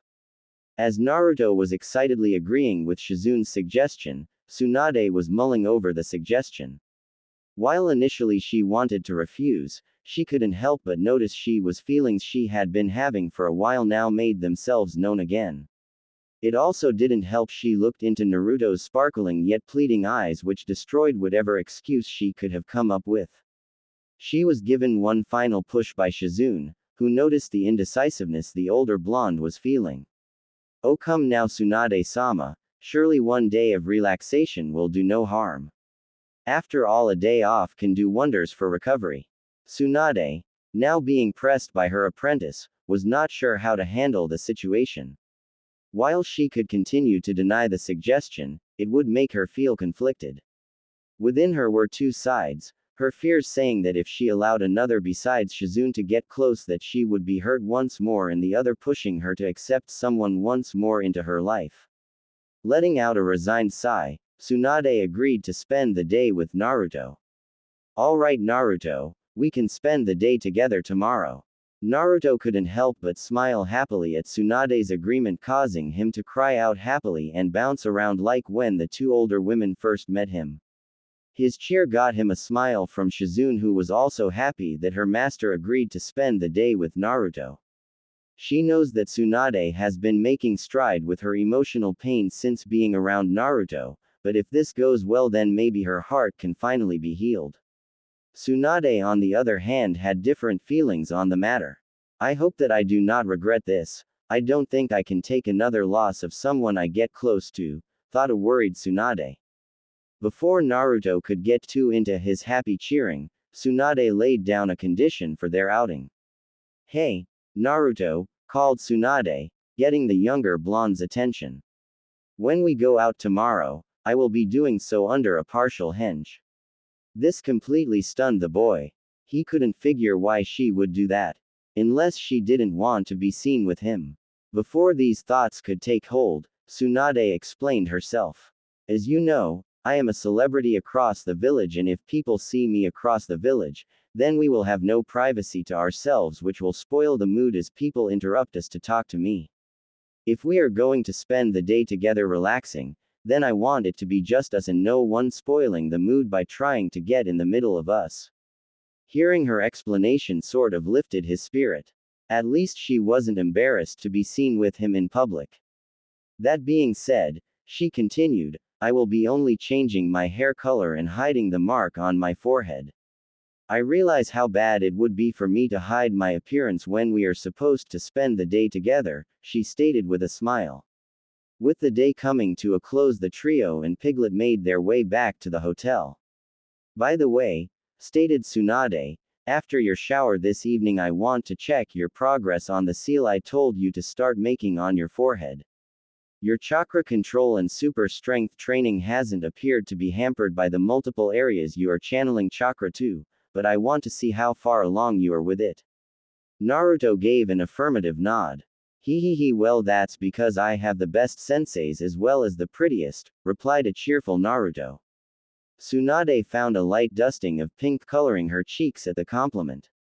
Luckily Naruto had his eyes closed, so he failed to notice, though Shizune and Tonton were not so oblivious.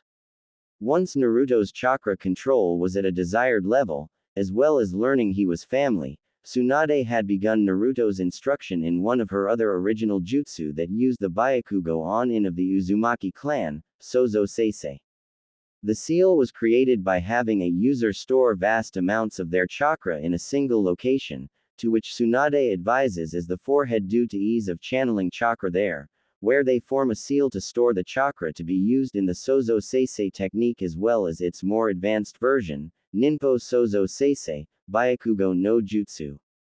While using either would shorten the lifespan of the user, with the Kyuubi's chakra providing assistance. Tsunade theorized that he will not be affected by the adverse effects of using the jutsus, though Naruto was still a ways away from using the Ninpo Sozo Seisei, Byakugo no Jutsu. Also, with his incredible reserves, despite only channeling chakra for a few days, he should have a fully formed seal by the end of the week.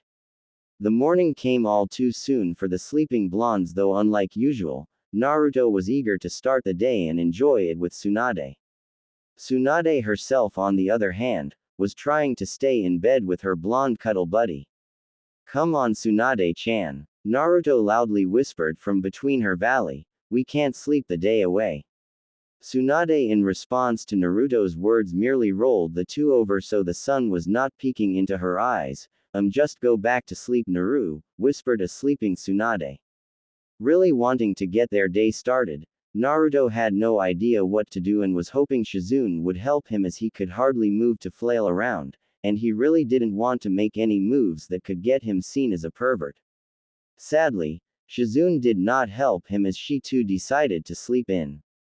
Seeing no way out of his situation, Naruto fell back to sleep in Tsunade's arms for another hour or two until the older blonde woke up.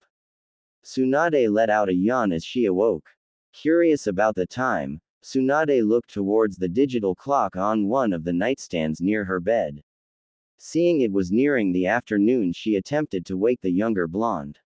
Anime and manga. Hey, Naruto, said awaking Tsunade as she shook his shoulder while releasing her hold on him. I thought we were going to spend today together, she reminded him. This jolted the younger of the two awake, causing him to blink his eyes wearily as he stretched and said, Good morning Tsunade-chan. Good morning Naruto-kun. Don't stay in bed too long. As much as that is one way of taking a rest day, you wouldn't want to oversleep and feel sluggish when we get back to training, right? She asked the droopy-eyed blonde. The words registering in his head, Naruto hopped up like he was struck with caffeine. That's right. I need to get dressed so I can take you out to the best ramen stand in the world, proclaimed an excited Naruto as he moved with the speed she had come to expect from the boy she was running ragged for over half a month. Tsunade couldn't help but let out a sigh as she too got out of bed. It would seem her young student had already decided on their first activity of the day. When the two were ready for the day, and Gama-chan tucked into his pocket, Naruto and Tsunade set out for Naruto's desired destination. For the henge Tsunade chose to use, she gave herself bright red hair while letting it flow down rather than tying it like she usually would. She also hid her Byakugo seal as that was the other distinguishing marker she had. Naruto himself thought that she was more beautiful with her hair down like she had it. As they reached the streets of Konoha, Naruto took Tsunade by the hand and quickly led Tsunade to his favorite ramen stand. As the two made their way to Ichiraku Ramen, some of the citizens they passed were questioning who the red-headed woman was. Naruto in the meantime had the largest smile on his face while his hands were folded behind his head. He was happy that he was having his first hangout with someone who made time for him, showing that they cared about him. Tsunade was a nervous wreck on the inside. She was worried that if she enjoyed her time with Naruto that she could lose another she cares about. However, Naruto was able to move her mind off such a morbid thought with his cheery attitude. When the two reached the small stand, Naruto called out, "Hey Oji-san, I hope you kept the ramen warm because I'm looking forward to the food of Kami." Tsuki, the owner of the stand, turned to the person who called out to him. When he saw the young blonde he had fed since he was small, he called back to him. "Hey Naruto, where have you been? I was beginning to think you didn't like our ramen anymore." Naruto scratched the back of his head in embarrassment. He, sorry Tsuki Oji-san. I've been training with Su-chan here," he exclaimed while pointing at a hanged Tsunade. Looking to the person he was pointing to, Tsuki saw a beautiful woman standing next to his best customer. Putting his hand forward for a handshake, "Ah, well, it is great to meet you, Su-san. Hope this little guy hasn't been too bad for you. I know he can be a bit of a handful," laughed Tsuki. Naruto grumbled in response with his arms crossed and looking down. "Not really. In fact, he has been a fantastic student," praised Tsunade, getting both men's attention. "He gives his all in everything I teach him. Even when he doesn't understand, he has been willing to ask questions so he can better himself. In fact, he has even taken to learning Fuinjutsu and Iryo Ninjutsu very well for someone who had just began learning the arts," praised Tsunade as she rubbed Naruto's head affectionately. Naruto smiled at Tsunade's praise while a light dusting of pink appeared on his cheeks. Hearing the name of the young blonde, Tsuki's daughter, Ayame, came from the back to meet her Otuto. "Hey Naruto," she called cheerfully, "it's great to see you. Have you gotten taller?" Naruto grinned at his Oni-chan. Yep. It's all thanks to Su-chan. She got me eating healthier to help me as a shinobi. Tsunade nodded at his words, proud that he remembered what she taught him. "Yep. What was it I told you?" Naruto grinned as he replied, "That a good shinobi eats a balanced diet to be strong."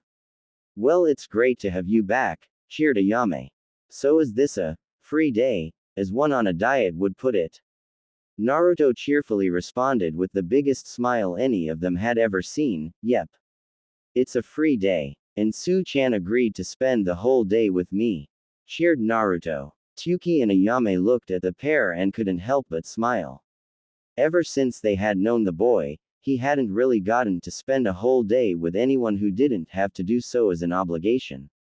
Normally he would spend most of his days alone unless he happened to run into someone he knew, and even then, they wouldn't spend all that much time with the boy like they would with their friends. "Well, since this is a free day, what can I get you too?" asked a cheerful Tsuki. "I'll have one pork ramen with extra cutlets to start."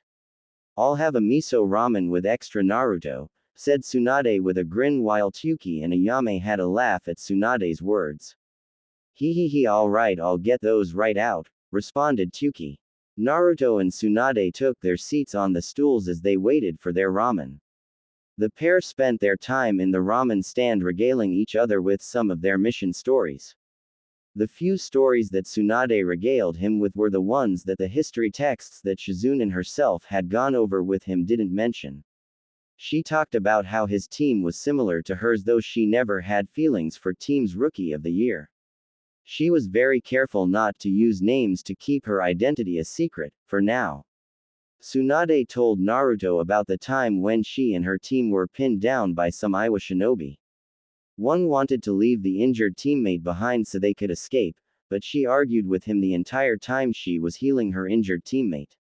She even went out of her way to threaten to him since he was talking like an enemy. Naruto was in awe of Tsunade's resolve, raving about how amazing she was to save her teammate while standing up to the other, which made Tsunade happy, while a secondary feeling of happiness could be felt as she was praised by Naruto. Naruto then took his turn and told her about how he befriended Konohamaru, which got him a punch to the head for making his perverted jutsu, even if she had to admit that it did work. He also told Tsunade of his mission to Wave. Tsunade held her breath each time when he mentioned when he nearly died on the mission. It was the time that he was nearly by the demon brothers, the time he was punted by Zabuza, and held in Haku's mirrors.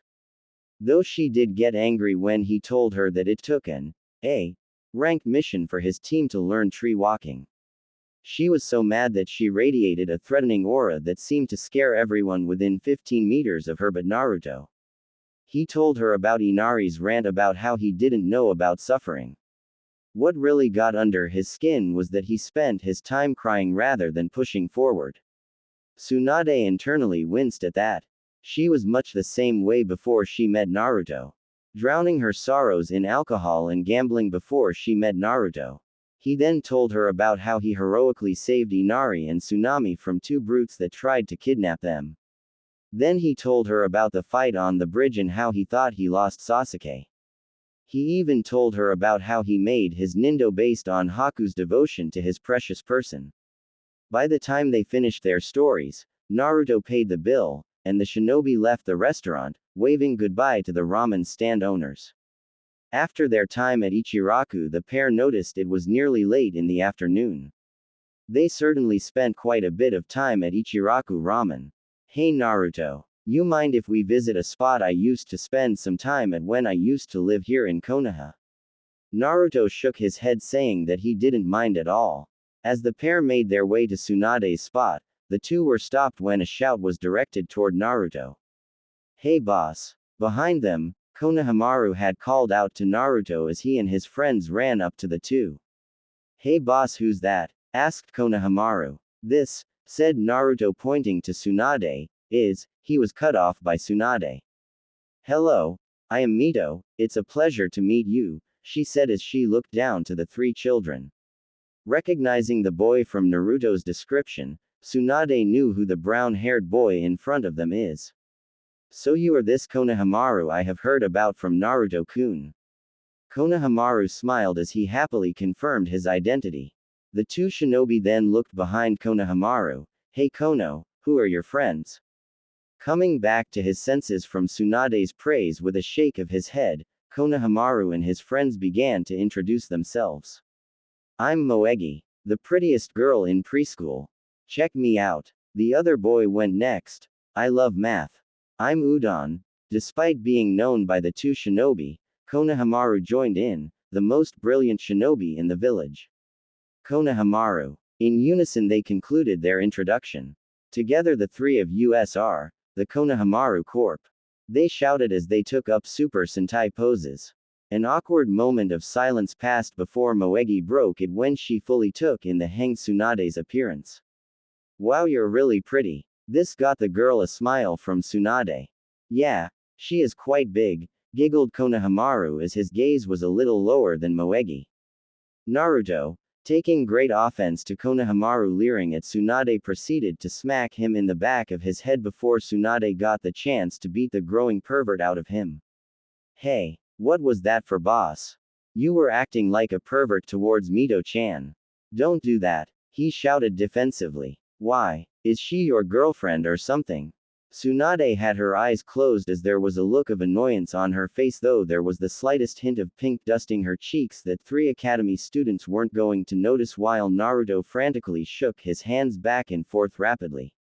No. She's my sensei and we are just hanging out together since this is a rest day. explained the younger blonde. Oh, the kids all said. However, unknown to all, Moegi was really into romance stories, so she wanted to help her boss with his romance life since the last girl he was with chased Konohamaru with the intent to beat him up.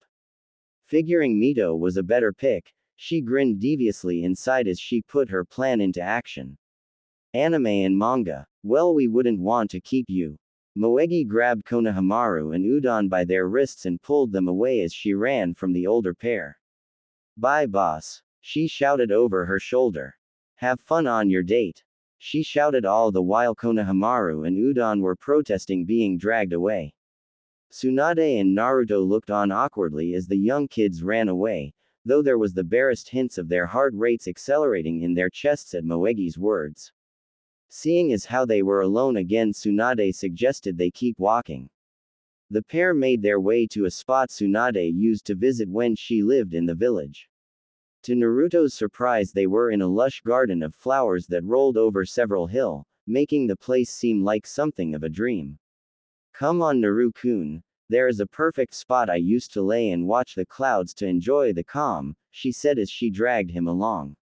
The two stayed there, lying near ear to ear as they watched the clouds. As the warm sun beat down on the budding couple, the serenity of the moment caused them to fall asleep in the field. It would be a few hours before the couple would awake.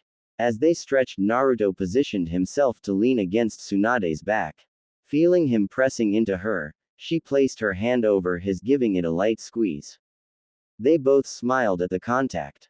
Hey, Naruto-kun, I want to give you a new technique.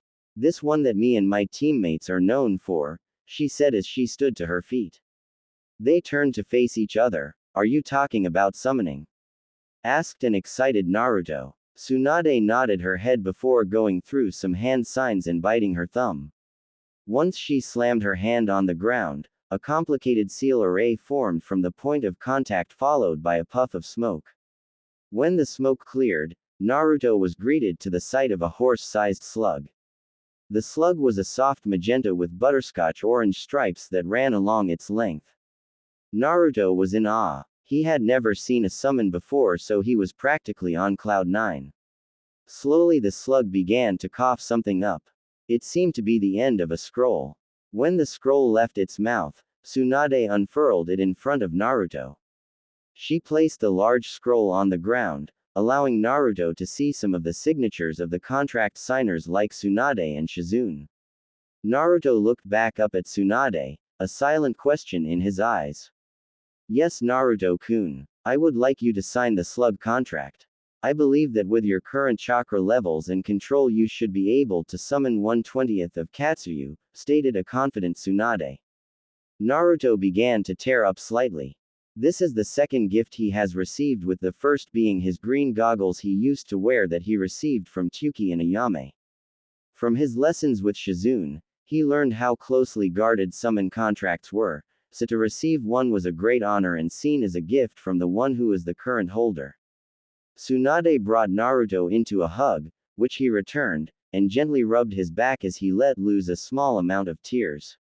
When Naruto calmed down, he proceeded to sign the contract with Tsunade's instructions. Sign your name in the column next to Shizune in blood. When that is done, seal it by placing the bloody fingerprints of the hand you wish to use to cast the jutsu with. Be sure to place them all at once. With the contract signed, the two waited until it dried before it was rolled back up. Now Naruto, I want you to try and summon Katsuyu. Channel your chakra to your hand, and once it makes contact with the surface you slam your hand on, release it all at once, like how you perform the enhanced strike, understand? Naruto gave a nod of affirmation before taking a few steps away from Tsunade. When he was a few paces away, Naruto went through the hand signs Tsunade had shown him, biting his thumb and slamming his hand on the ground with a cry of, Kuchio's no jutsu. A seal array formed, followed by a puff of smoke. When it cleared, Naruto was standing atop a Katsuyu that was 1/20th her full size. Naruto looked down to see his success. He let out a loud cheer while Tsunade looked up with a smile, happy that Naruto succeeded. She touched the gem around her neck. Maybe, just maybe, she thought. Katsuyu looked to the top of her head, seeing the short blonde dancing on her head. You must be the new summoner, she said, causing Naruto to stop his dancing and address Katsuyu. Yeah, I am. It's great to meet you, Katsuyu. I am happy to see Tsunade-sama is opening to others and taking another apprentice. Yeah, she's great, praised Naruto with a wide grin. Tsunade herself couldn't hear Naruto's response, but if she guessed his answer to Katsuyu's question, it made her smile. Well, I look forward to working with you. Call me when you have need of me, Naruto-san. When you have a free moment, you may also call me so I may go over the abilities I possess with you, or you can ask Tsunade-sama if you wish. Naruto gave it a thought before Tsunade spoke up. Sorry, Katsuyu, but that lesson will have to wait for tomorrow. He needs his rest so that he may give his all in his training for the Chunin exam finals that are set a week and a half away, spoke Tsunade. Katsuyu looked down towards Tsunade. Of course, Tsunade-sama. I apologize if I am taking up your time, apologized Katsuyu. Do not worry about it, Katsuyu. You have nothing to apologize for. We called you and I am happy that Naruto-kun was able to summon you at the same size I can. Katsuyu noticed Tsunade's smile. I am happy to see you smile again, Tsunade-sama, thought Katsuyu. Very well, Tsunade-sama. Please call for me when you have need of me, said Katsuyu as she bowed, letting Naruto off before she went back to Shikatsu Forest. Naruto looked up at Tsunade, the biggest smile on his face. Tsunade returned the smile with one of her own before pulling him into a hug, which he returned. You did great, Naruto-kun. You pulled off a feat that not many can emulate, she praised. After receiving a smile from Naruto, of course, you're the greatest sensei ever. The two held hands as they returned to the hotel to close out the day, with Tsunade cuddling with Naruto as they slept. It was coming down to the wire. The time left before the final round of Chunin exams was but a few days. To say Tsunade and Shizune were impressed by Naruto's progress would be an understatement.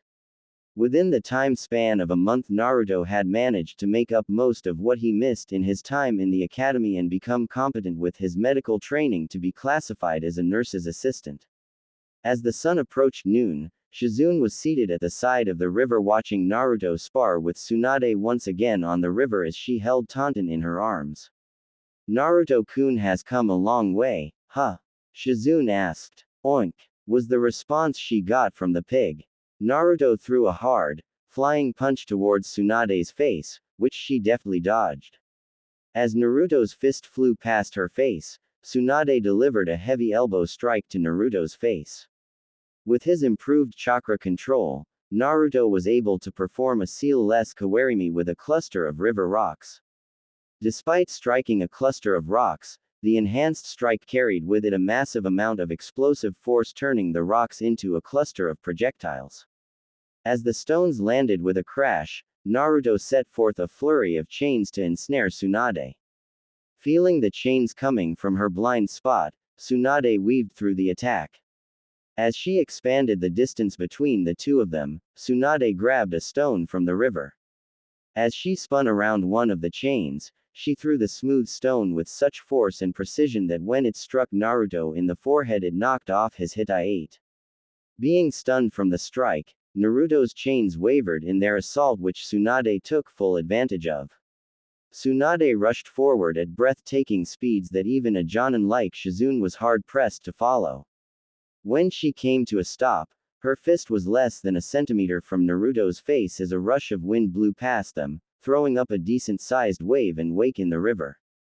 As he saw the fist coming, Naruto closed his eyes in anticipation for the hit that would no doubt send him flying. Anime and manga, however, instead of a fist, he felt a light touch on his forehead before he was lightly pushed back. Opening his eyes as he stepped back, Naruto saw Tsunade smirking at him with her right index finger pointed toward him. Placing her hand on her hip, Tsunade began to critique his performance. You did good, though why did you use so many chains? She asked with a quirked eyebrow. Rubbing the back of his head sheepishly, well, I was hoping to overwhelm you before you could retaliate. Letting out a sigh, Tsunade continued, while good in concept, making so many is impractical. You made so many you became a stationary target. As a medic or being a shinobi in general, staying stationary is not a good position to be in. As I showed you just now, a stationary target is a dead target, she reprimanded. Naruto looked down to the river in shame. Before his negative thoughts could rear their ugly head, Tsunade elaborated further. If you were setting up a barrier or even tying something like a biju down, then it would not have been as bad a decision. However, if you are going to employ such a tactic, you need someone to distract your target for you. If you had used your cage bunshin as well, then you may have more success, she advised. Taking the suggestion to heart, Naruto kept the strategy in his mind of later use. To continue her critique, she had him take a seat on top of the river. Now for a confrontation with a foe who is faster than you, keep to your 6 chains. I know you can make more, but more than 6 has shown to keep you. You use them, keep at least 2 near you to act as deterrents to opponents or even as shields in the event someone gets too close, similar to that Gaara kid. Your chains are both strong and fast with the bonus of being able to shut down an opponent's chakra. Don't be afraid to take advantage of this to land a devastating blow on an opponent they catch. Naruto gave a nod at each point she made. Naruto was curious about something though. Nay, Tsunade-chan, how come that rock felt more solid? I mean, it didn't explode into dust when it hit me. Tsunade gave a smile at that. His eagerness to learn has become more manageable since they have been able to calm the storm that is his chakra. That was elemental manipulation, specifically Doden. I am sure you remember your lecture on nature transformations from Shizune. Naruto gave a nod. Yeah, there are 5 primary and many Kekkei Genkei versions that combine elements for different transformations like Hyoten from Haku, replied Naruto. Very good. Now what I did was a basic elemental transformation where I imbued an object with the chakra of an element, in this case Doden, where the object took on the properties of that element. Like making the rock sturdier. Naruto was in awe at this point. He was really hyped to start this kind of training. Nay, Tsunade-chan, can I start my elemental manipulation training? Can I? Naruto asked as he was bouncing on the top of the river, causing small waves as he got more excited. Tsunade put a hand on his head to keep him from bouncing. Not today, Naru-kun, she told him. Naruto looked nearly crestfallen. The finals are less than 2 days away. I told you that today we are going to be sparring and reviewing the skills you have learned this month, while tomorrow is a day of rest and clearing your mind. However, after the exams we can begin your elemental manipulation training, okay? While sad that he can't start his training today, he was more than excited to learn that he can start it after the exams. Thinking about the finals and Tsunade's aversion to being seen, Naruto asked a question. Tsunade-chan, are you, Shizune and Taunton going to be there? Tsunade thought about the question. On one hand, she didn't want to stay in Konoha. The scars she has of losing her clan and lover to the wars Konoha was a part of weight on her. On the other hand, her time with Naruto had taken away a lot of this pain. She slept better, did not feel the need to bury herself in her vices, and according to Shizune was smiling more. She knew she couldn't bring Naruto with her if she left. He was also the only biological family she had left. Could she leave that? Shizune herself was curious about the answer to the question. If they stayed, it would mean that they would have a permanent home once again. It could also mean that Tsunade could fully heal the scars that plagued her mind and heart of Konoha. Tsunade came to a conclusion, one marked by a near imperceptible twitch of her lips that Shizune almost missed. That will be something you will have to see, replied Tsunade. Shizune could tell what her answer was from what she saw but chose not to say anything. Naruto though looked a little sad. He was hoping to beat Neji not just to avenge Hinata but to show his Oba-chan that her time training him was time well spent. Naruto, let's get back to it. We still have a lot of time to practice before we call the day to a close, she reminded. Not wanting to end the day on a sour note, Naruto stood once again, ready to bring his A game when he fights Tsunade. Yeah, let's go, he shouted as he leapt to his feet. Naruto was nearly dead on his feet. He had been sparring with Tsunade nearly all day and she wasn't taking it easy on him.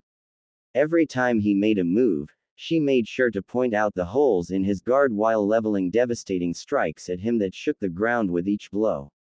He wasn't entirely helpless, however. He took her suggestion about using his chains with his Kaga Bunshins into account, employing that strategy whenever he used more than 6 chains. At one point she did a henge when the area was covered in smoke. Not knowing who to strike allowed Tsunade to dispel the Bunshins all at once by washing the clones away with a sweetened jutsu. When they talked after the jutsu subsided, Tsunade told Naruto, "When you find yourself in a situation where you cannot locate your enemy, don't be afraid to utilize your sensory ability. We trained it well, so use it if you need to." Naruto had complained for a while after that one, berating himself for not using a skill that they found could literally allow him to see individuals by their chakra, showing him a person's shape based on what their chakra showed him. He could even feel the overall personality of a person when using it as well as where they are molding their chakra. Once he was done smacking his forehead, they had gotten back to it. With the last of his strength, Naruto charged Tsunade, channeling the last of his chakra to his feet for a strong push to fly at her. Tsunade was not surprised by this move. She had seen him do it a few times before, so she prepared herself. Instead of launching a punch, Naruto threw an upward kick. Though surprised, Tsunade reacted quickly by blocking low before forcing his foot down to the water. She followed up with a quick finger strike to his forehead, knocking his hit off once again. As tired as he was, he could only brace himself for the incoming strike. Instead of being struck, he felt something being placed around his neck.